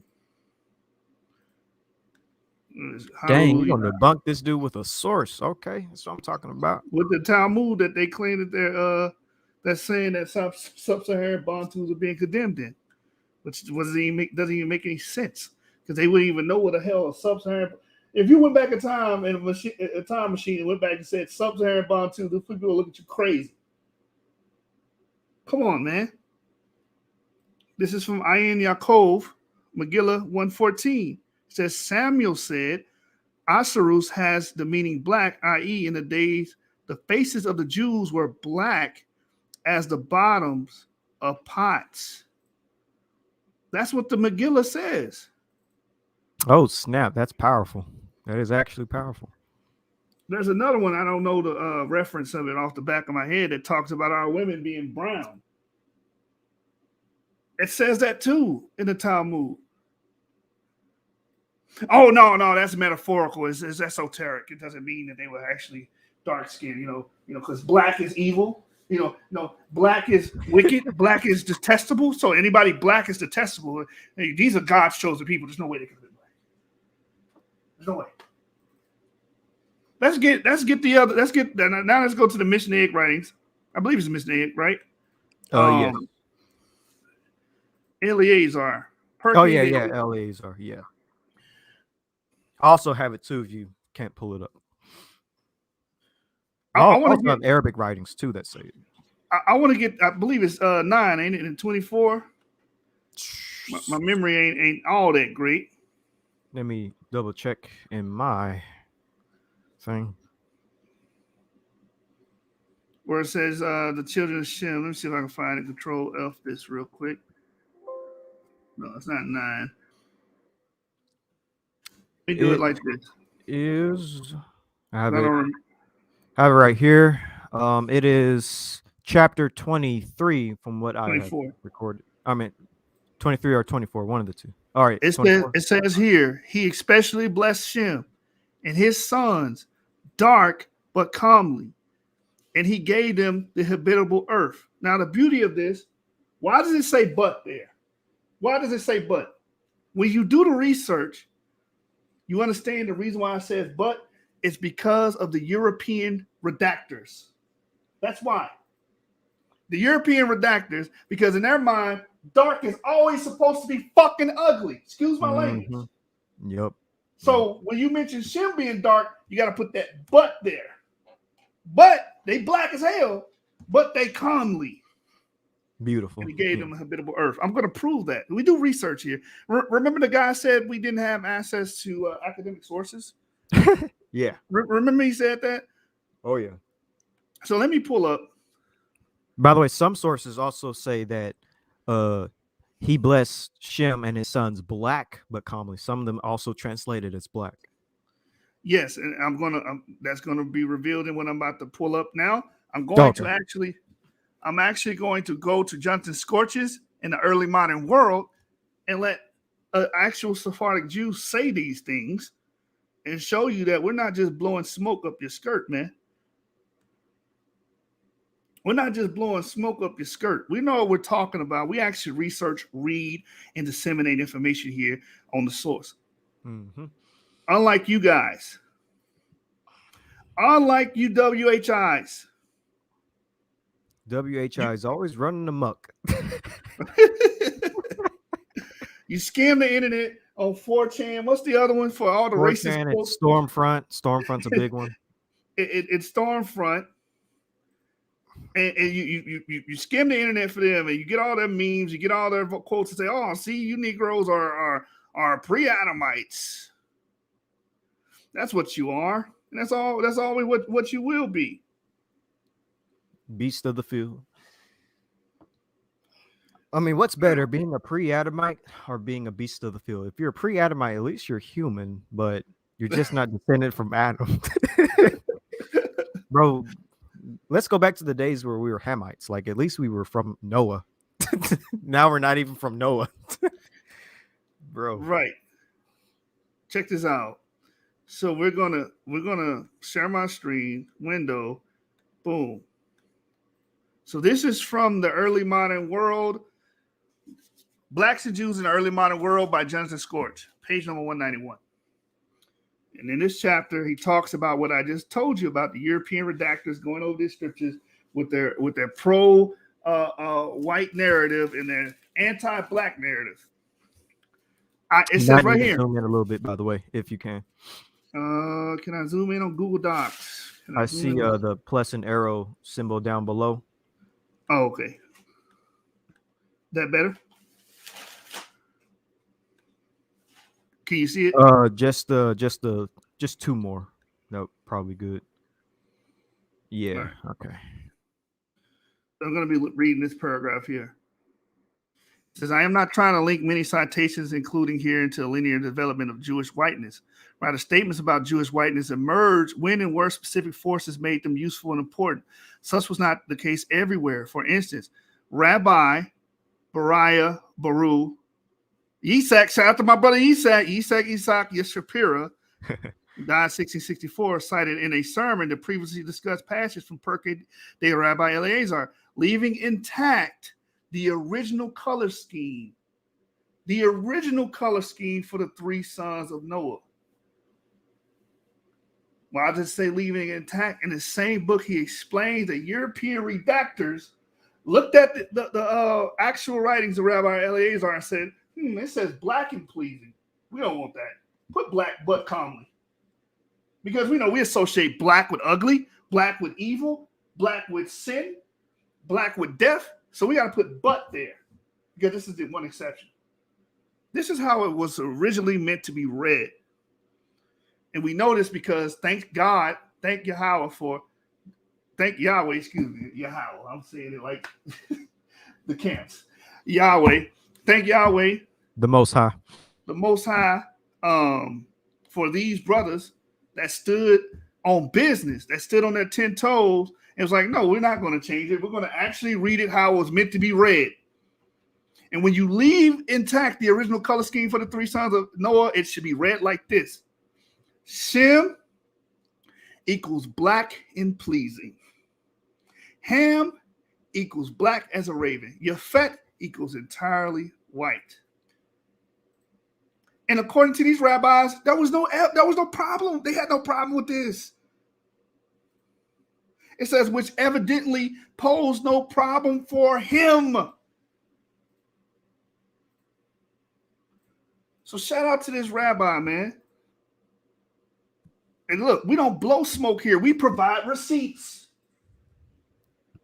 Remember what he said, Avery. He said, we don't have access to academic sources. No books, no nothing. No books, no nothing. We not educated. He's not even sure we got GEDs. He can't even give us that. Yeah, he can at least give us that. Come on now, brother. All right. I actually see an interesting comment that I want to address before I get back to this guy. I'm not gonna say his name, but he's our brother. But so he says, I'm pulling up some images so I can actually address this uh completely because I want to show him something. I don't know if he's ever seen this. So I'm just gonna address this really quick. You don't have to pull up his comment if you don't want to. If you don't want No, to we call want him. to. I want the audience to know who you're referring to. All right. So I'm Which referring comment is to it? Song of mystical Solomon? order of Israel. Which one? The one that says Bottom also one. songs. The very bottom one. Well, actually, the first one, so we can read that, and then the bottom one. So in order of top to bottom. Okay, he says the Mr. State ancient Israelites were not black or white. That one. No, down the last two that he's made at 3:48 a.m. This one. He says also Song of Solomon, chapter 1, verse 6. Don't stare at me because I am dark. It is the sun that tanned me. My mother's sons were angry with me and made me look after the vineyards, but I haven't cared for my own vineyard.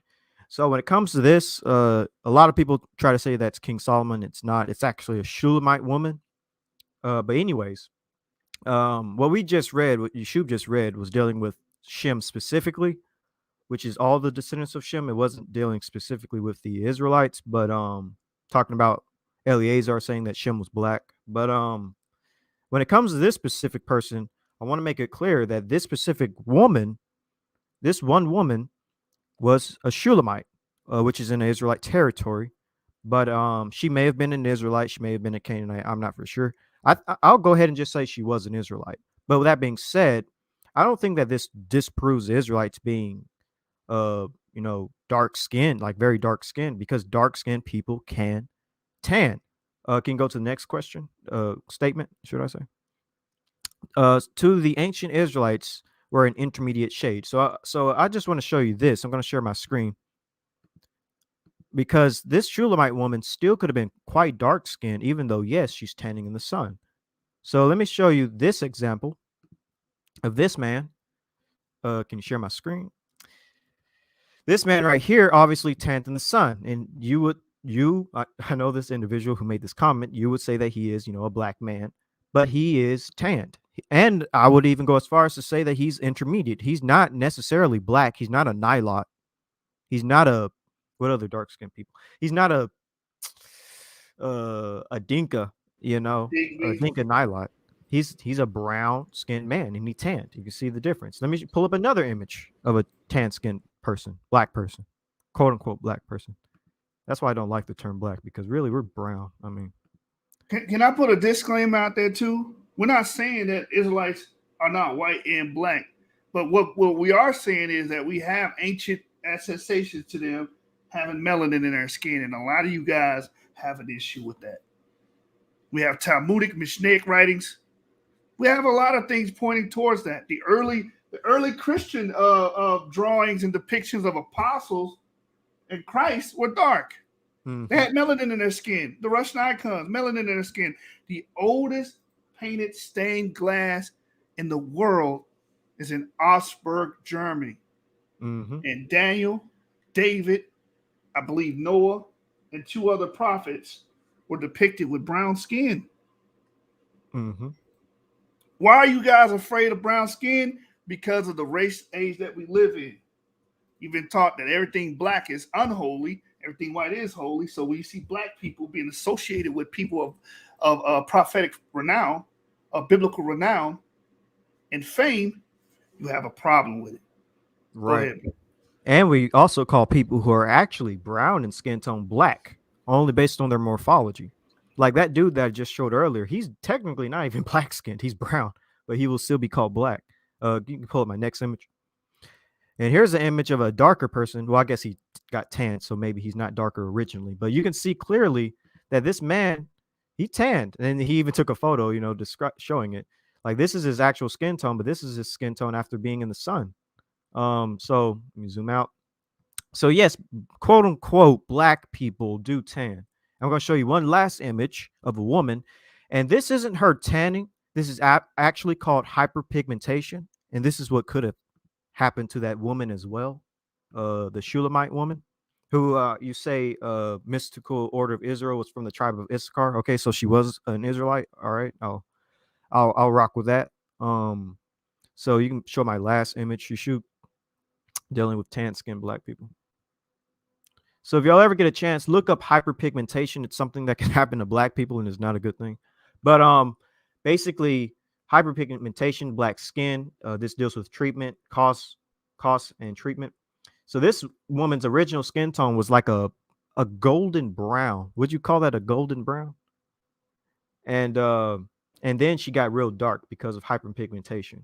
And this is something that can happen to black people based on like various different things and issues. Like it's a health thing. But so yes, you can, your skin tones of black people, it can like fluctuate depending on like health and stuff of that nature. So the Shulamite woman could have looked like this, and then after all those years, she ended up looking like this.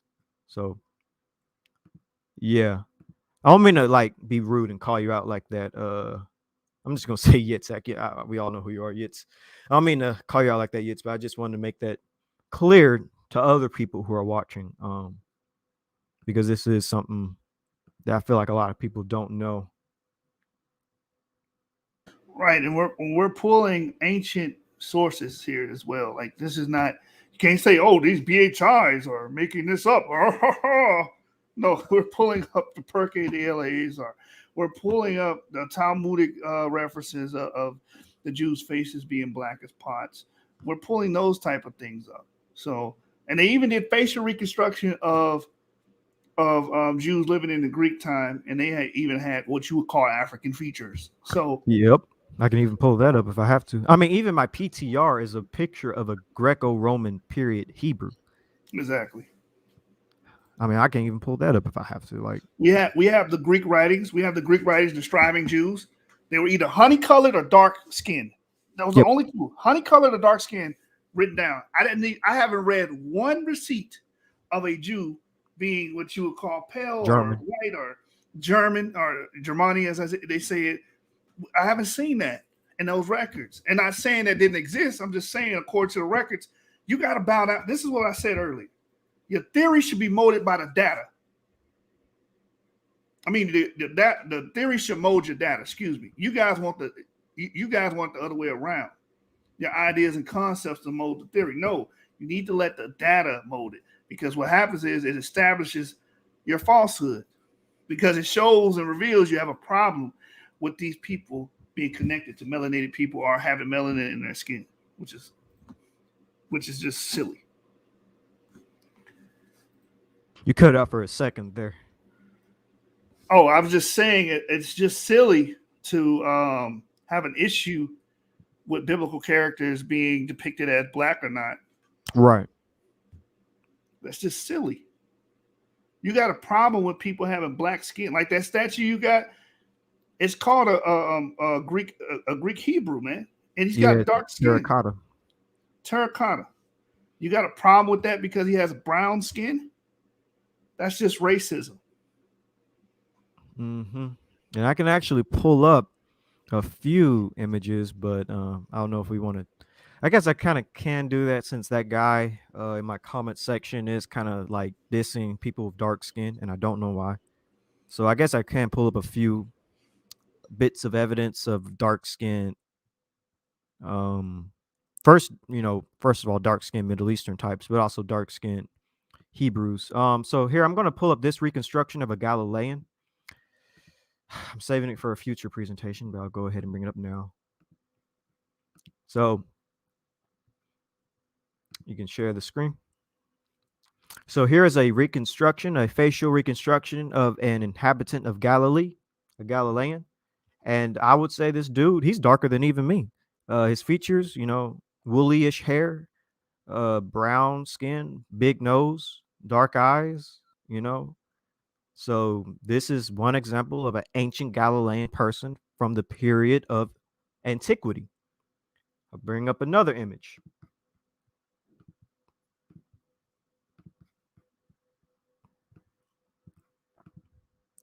I got tons of images, but I'm going to try to No, see, Dari Europa shows dark-skinned Israelites, the Moses depiction, and it shows white-skinned Israelites. It shows both. You want me to pull that up? But what these people do, these racists will do, they will ignore the black ones. I've heard all type of silly, absurd explanations. Oh, the Dark Ages happened, and the Moors came and blackwashed everything. There's no evidence of this at all. Just because you have an issue with seeing people like Moses, Aaron, the Israelites, and the mixed multitude being depicted as dark skinned, you have an issue with it. You're racist. You're racist. That's what you are. Pulling up a second image. So this is one of the oldest paintings of Jesus Christ in the Coptic Museum in Cairo, Egypt. Let me zoom in. And him and the disciples are clearly, maybe y'all can't really see that. Hold on. They're clearly depicted. Let me just push this over a little bit. They're clearly depicted very, very dark skin. And this is from Cairo, one of the oldest churches in Cairo, Egypt. Let me find another image. Give me a second here. I'm only going to do one more, and it's going to be from that location, Europa, I think it was. Well, actually, before I go to that one, I'm going to show my famous image that I love. This one, terracotta head of Semite. Share my screen. This is a terracotta head of Semite marked Hebrew from the Petrie Museum. It was found in Memphis, and it's from the Greco-Roman period. The Petrie Museum of Egypt, Archaeology of London. And that's the very my profile picture, my PTR. So that's another good example. He looks a lot like me, if you ask me. So let me find another one. I was about to go to another one, but I got one. I got one. It's actually a literary source, ancient source. I'll show this one here, and then you can show yours. And then I'm going to try to find the Europa because I have images from that too. So what you see on the left-hand side of your screen is 3 Chaldeans. As we know, Abraham was called a Chaldean. I actually showed this image before. But on the right are Hebrews. Those are Hebrew captives. Let me actually show you the source from this. Oops, Daisy, I'm going a little bit too. They're depicted semantically black. This is no metaphor for this. This is not metaphoric. They're actually depicted as having brown skin, and this eats a hole into the races. Right. This is from the 11th century in ancient Greek. The writing up here is Greek. This is from the this is from the Byzantine, written in 11th century ancient Greek. The Bristol Pastoral. It says right here, 3 Chaldeans with Israelite captives. 3 Chaldeans, Israelite captives, and the Chaldeans look a lot like the Israelites, which makes a lot of sense with the idea of Abraham being a Chaldean. So we kind of get an idea of what Abraham could have looked like as well. I think he would have been a dark brown skinned man. In today's world, probably seen as black, probably seen as those sand N words that people love to say. Oops, y'all are seeing all my future information I'm going to bring out. I'm going to quickly try to find the Europa, and then I'm going to move to your next source. My bad, Yushu. I'm going to try to find this real quick since somebody mentioned it. Go right ahead, because the racists have to see that. We're trying to educate our W.H.I. brothers too, just like we spend time out educating what you call B.H.I. We educate the W.H.I. brothers here because we're YAP and we reach out to all our brothers and sisters, man. Try to educate all our brothers and sisters. Everybody needs that belt every now and then. Yeah, we're trying to get you WHIs over your black phobia. Okay. And what we're trying to rid the BHI community of is their white phobia.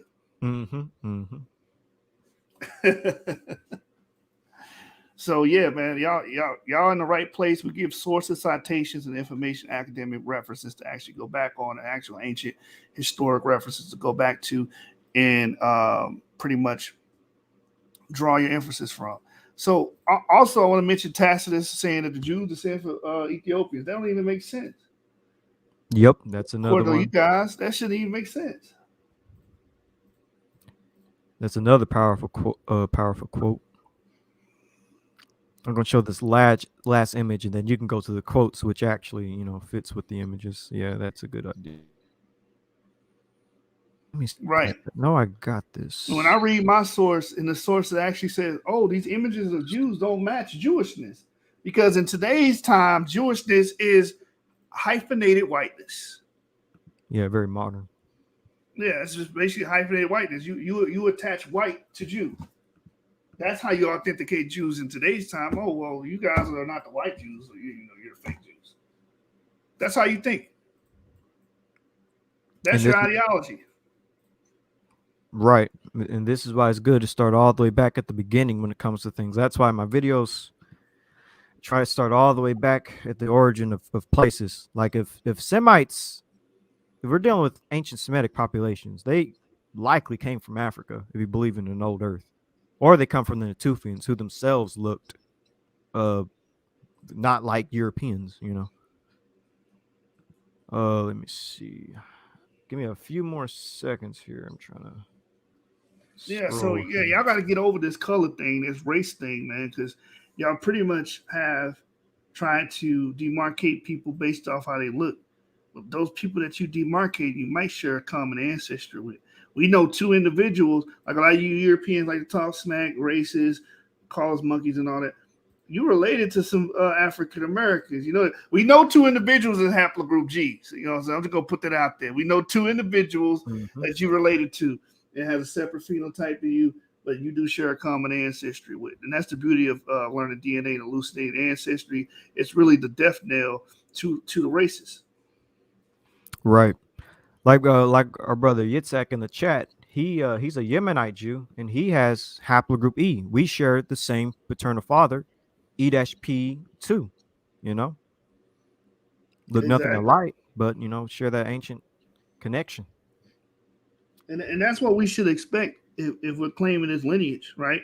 If we're claiming this lineage, the ancient Israelites would have migrated, and most of this is sex biased gene flow, meaning males are doing the migrating, right? So males will migrate to different areas. You had some Jewish men, ancient Israelite men, migrated to Europe, married a European women with like haplogroup K and stuff, whatnot, and pick up those phenotypes and start to look what you would call the European phenotype. Yeah, men going to Africa, men going into Africa, going to sub-Saharan Africa, picking up the women of the L0, L1 mitochondrial DNA types and picking up their phenotypes as well, changing the morphology of the population today. So a lot of us look different, but we share a common male ancestor. Right. No, you keep going. I was just agreeing with you.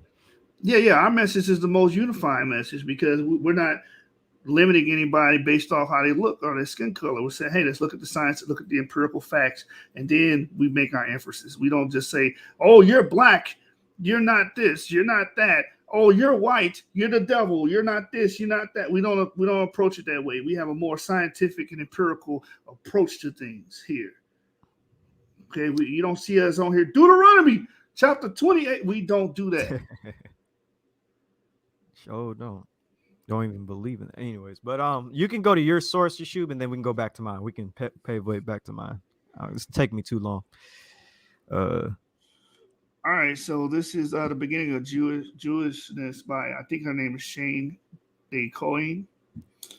And in this book, page 16 to 17, it says the papyri of the Ptolemaic period regularly contains descriptions of the physical appearances of parties or witnesses to contracts.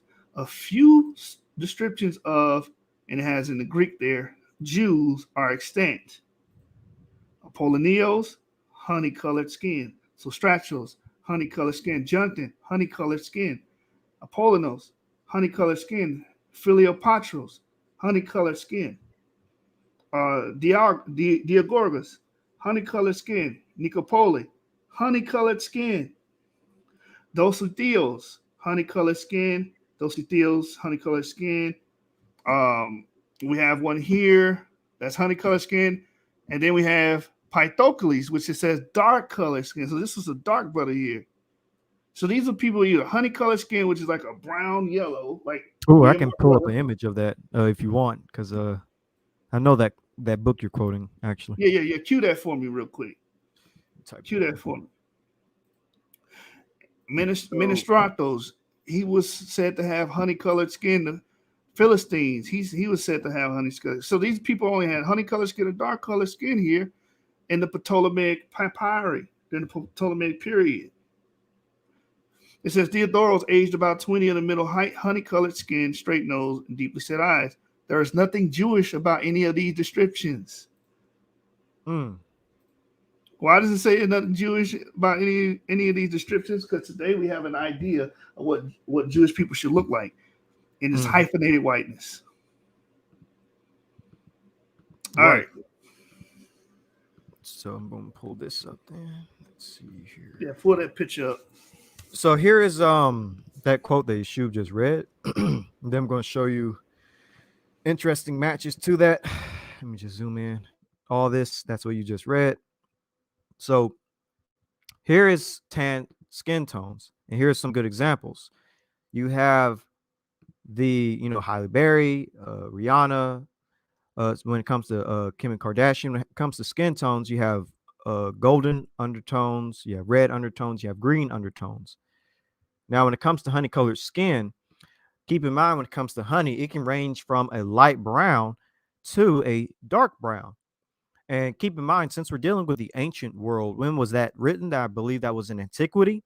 They would have been dealing with raw honey, natural honey, not this processed lighter honey.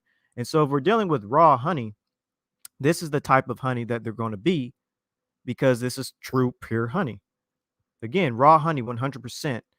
You have this and you have this, a light brown to dark brown. So when they're describing these ancient Jews, they can be quite dark. So let's get to more honey images. So here are the various tones, color tones of honey, ranging from a light brown all the way to a dark brown. That's how honey can be.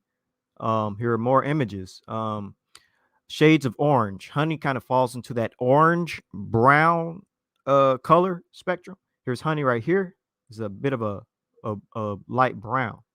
Again, here's honey. And again, if you mix this yellow with this orange and this brown, it kind of fits in between here. Here's the honey again. And that's actually kind of my skin tone, I would say. So here are some more depictions. You have heavenly honey. This woman has heavenly honey skin tone. And show you some more.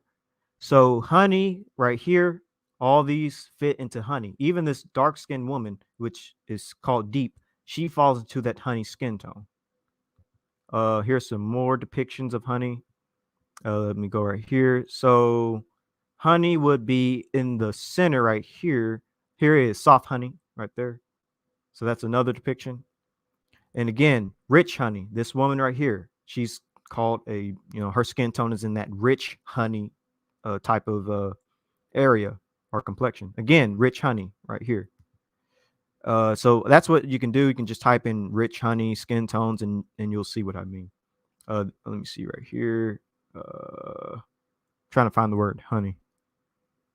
All right, here it is. Honey right there. It's a brown skin tone. Right here, you have medium tan honey and you have deep honey and you have rich honey. So here are the honey skin tones. It's basically a deep tan, and dark skinned people can fit in that. Very dark skinned people, or people we might perceive as being dark. Again, tan, deep. Well, actually, that's not honey. Rich honey. Well, you go on.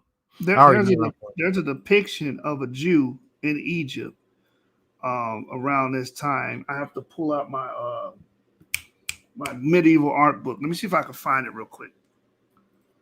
Expound on that for me. We're gonna go grab that book real quick. Which part on the skin tone? Yeah, the skin tones, ancient images, and stuff of that nature. Just speak on that.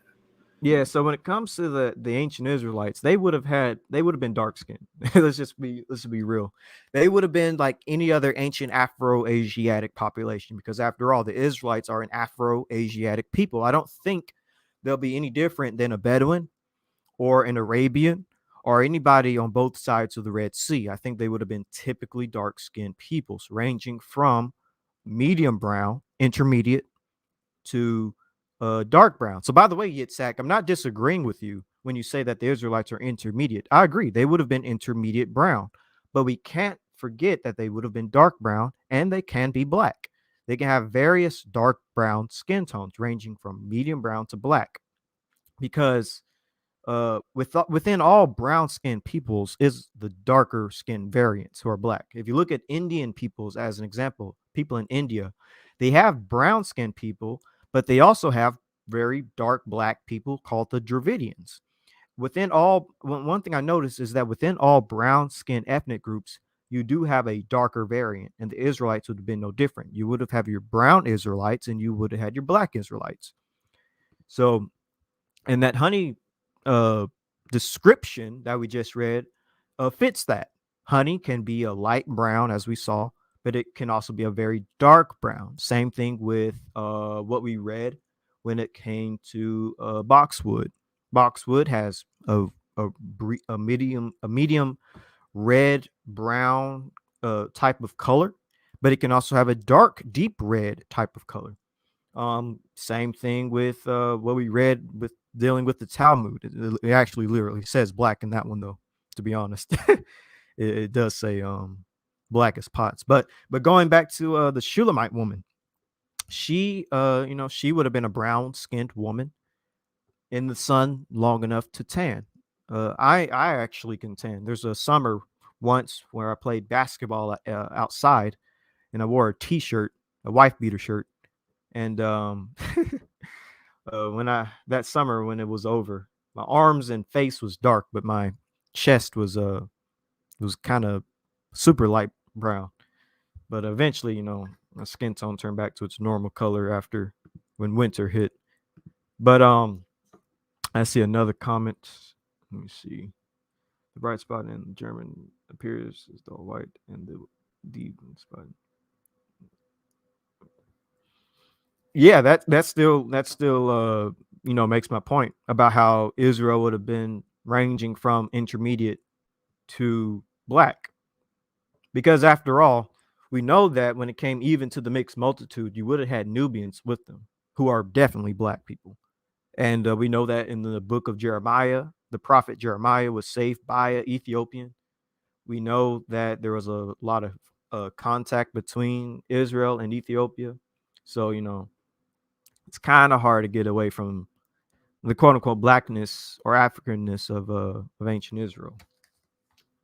But also, real quick, let me try to find that quote or that image I was looking up. I got this. I got it. Let me go to. I just put it in the Facebook group so everyone can see it. Let me pull it up. All right.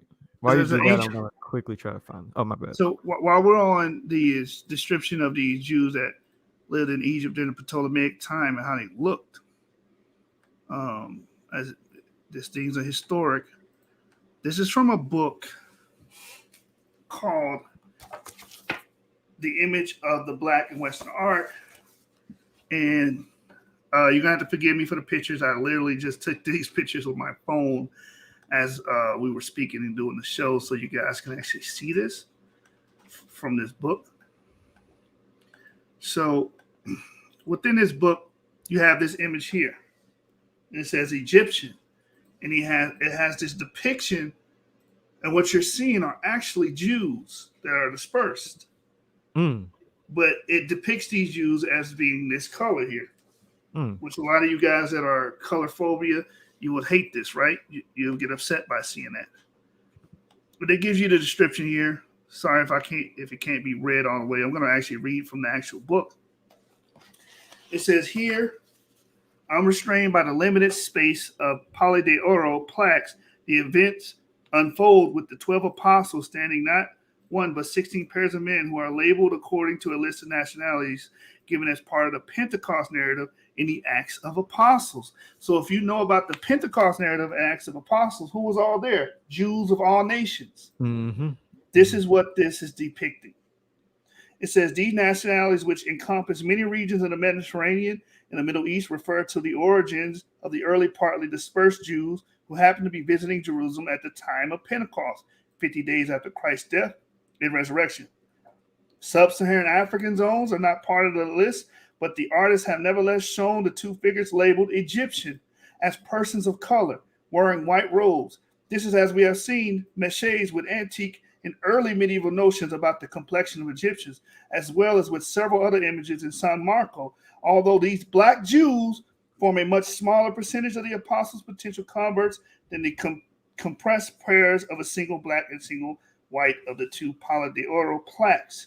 So you do have these depictions of black Jews, and this is in medieval art. So when we're talking about Egypt and the ideas of what Egyptian complexions will look like, and then pair this with Shady Cohen's work, where it states the Ptolemaic descriptions of the Jews would very well have been honey-colored or dark-colored. Mm-hmm. So this is that image again. Powerful.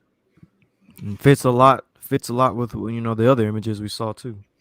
Exactly. Do you have yours? Man, it's taking a while because I have so much stuff. We're just gonna skim through one more set that I might have it, but we can also What's also probably show it interesting about another this thing. book, it details what was going on during that time. It also points out whitewashing, because you got people saying, "Oh, Moors went across the kingdoms doing blackwashing." We actually have proof of whitewashing, where you'll see an entire picture white, but its fingertips will be like dark. You can clearly see someone altered that image. So it's a great book. It's The Image of the Black in Western Art from the Early Christian Era to the Age of Discovery, Africans in the Christian Ordinance of the World. And I found that particular quote to be very, very telling, showing a variation of what you would call Jews, which would even include dark-skinned individuals as well. And as we read on the shows before, on prior shows before, because a lot of people say it's metaphoric, we have images, and we can show that this was actually a semantic relationship as well, not just a metaphorical, esoteric relationship. Because you get a lot of African Americans that try to say that because they don't want to be attached to Jews, they don't want to be attached to anything that's biblical or biblically related. So therefore, they say, well, no, they can't. These people can have that shade of skin. It's just a phenotype, man. Get over it. Spooky.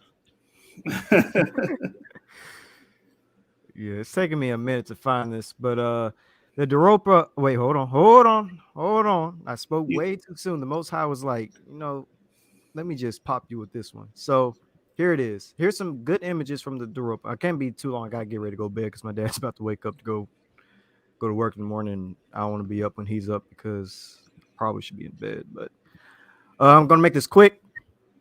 So here is some images from the Europa.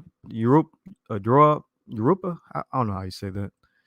But anyways, so you can find this at Alimony stock photo. Here's some more fresco. And so you have different skin tones. Like it's not just one skin tone. A lot of people bring this up to be like, oh, it's just white people or something like that.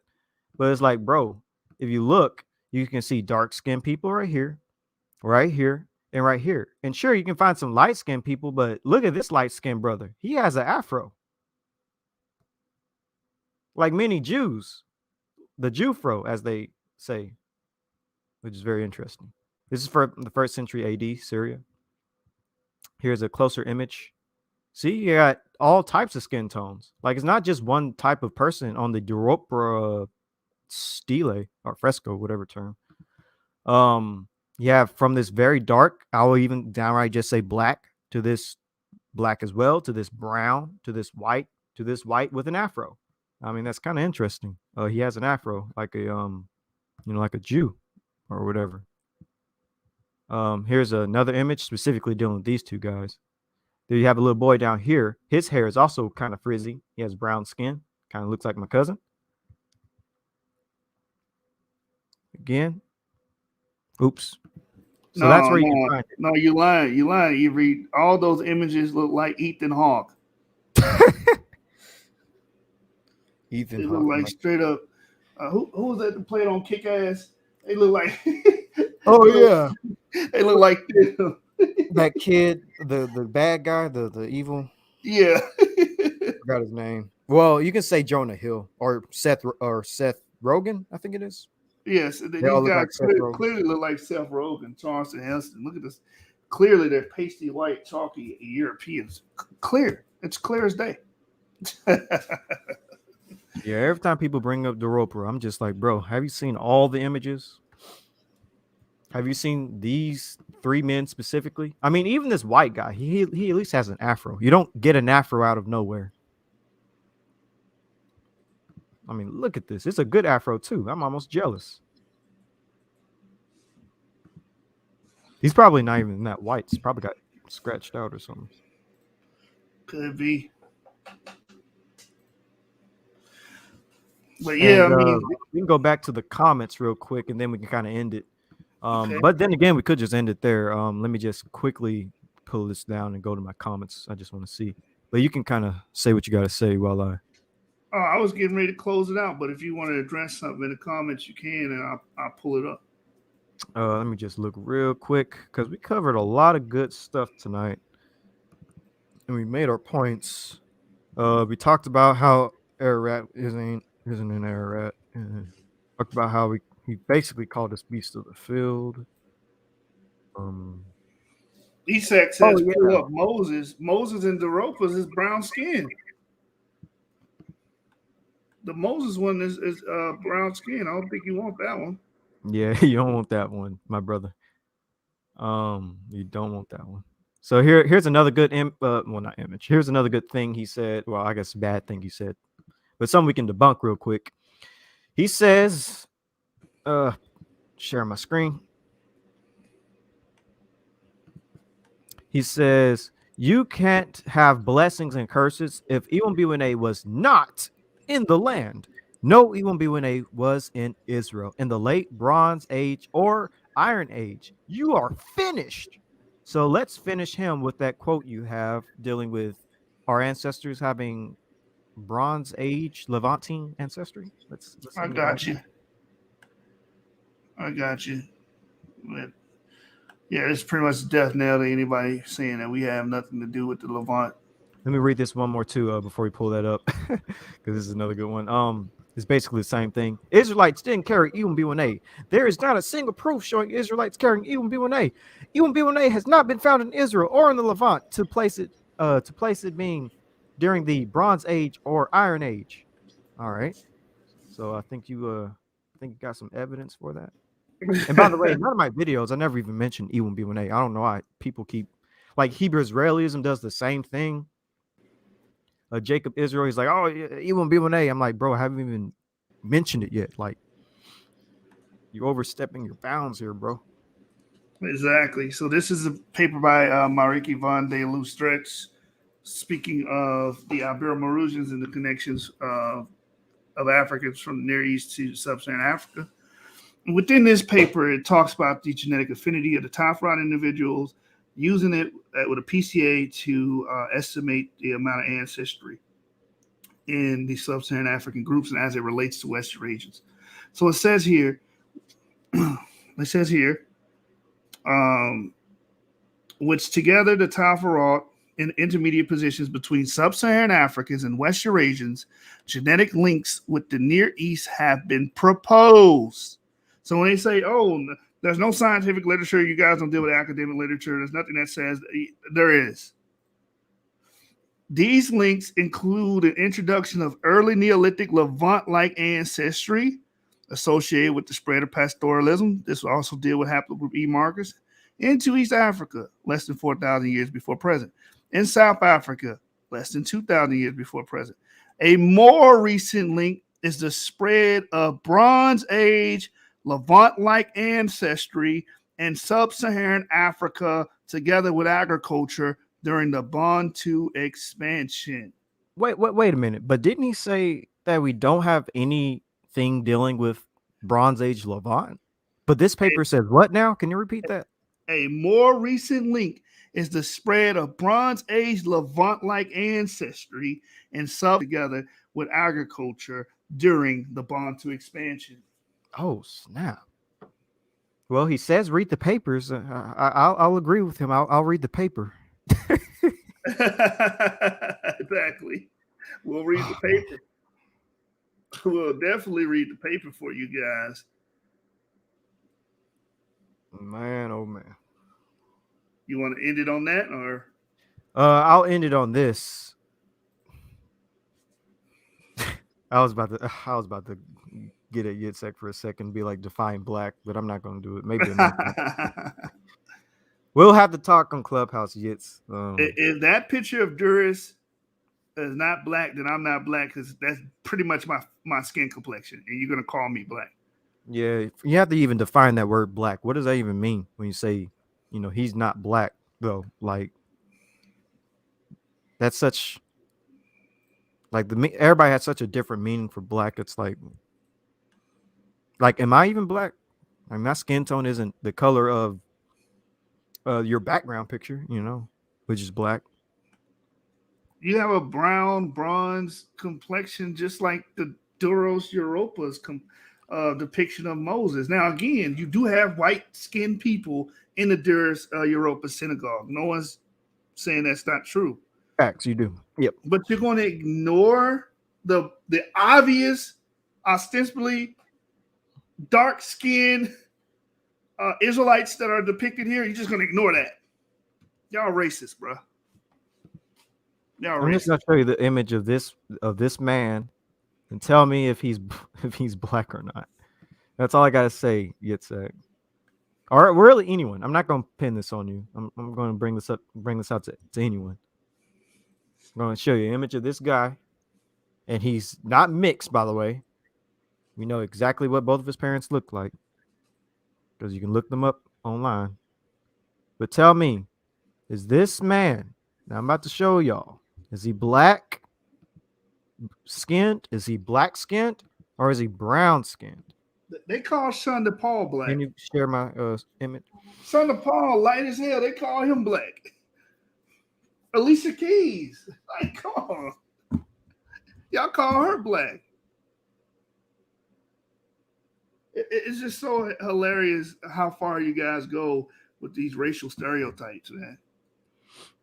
But again, you don't want to call Moses black, or the depiction, even the depiction of Moses black, because again, you got this black phobia in your mind. I'm scared of black. I can't associate that with a prophet. Why would I do that? Black is detestable. It's ugly. It's wicked. It's sin. No, Moses had to be pearly white.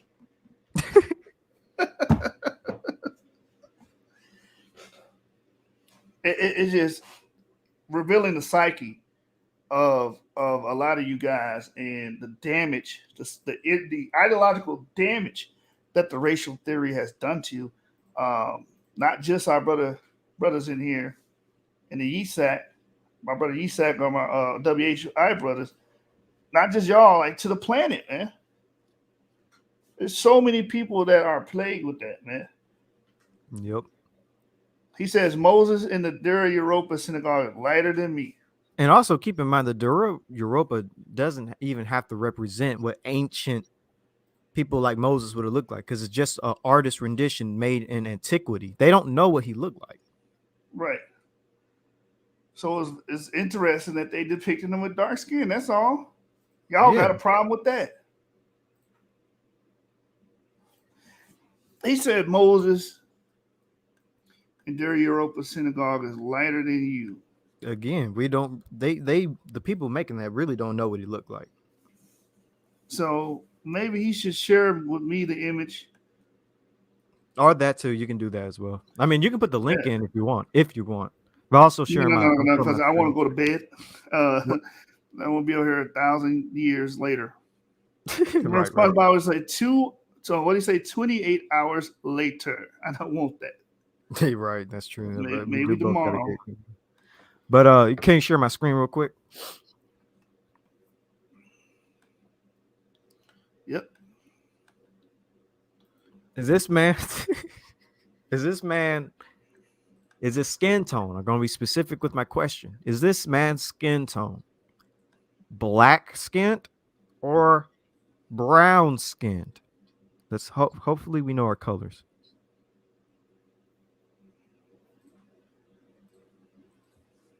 And that's for anybody that wants to answer that question. Anybody. Even I'll type it in. Here, I'll go ahead and type it in myself.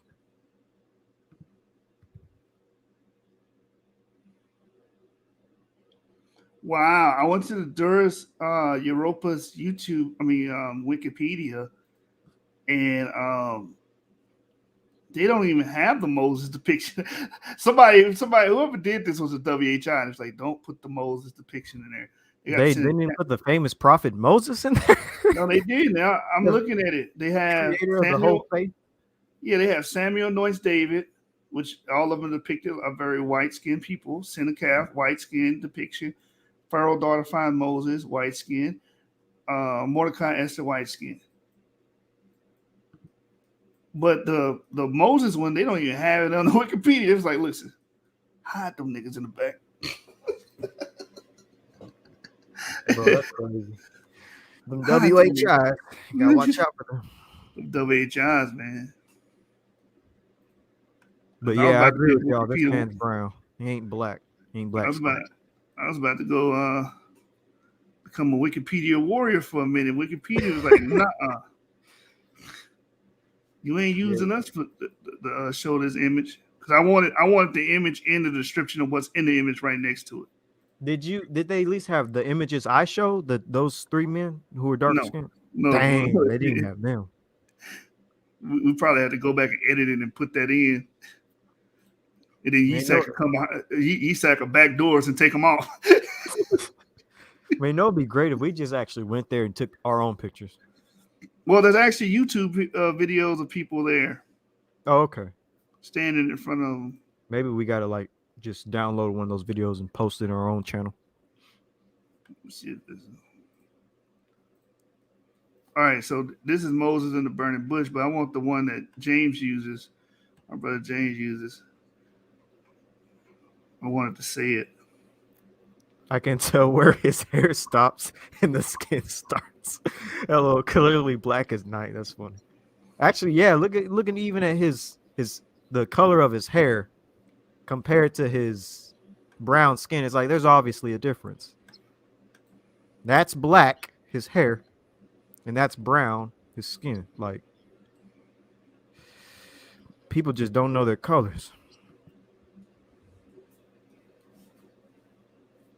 Yeah, that's Will Smith. Yeah, and we know both of his parents are black. He's not he's not mixed, or quote unquote black. African American, I guess is the correct term. I don't know.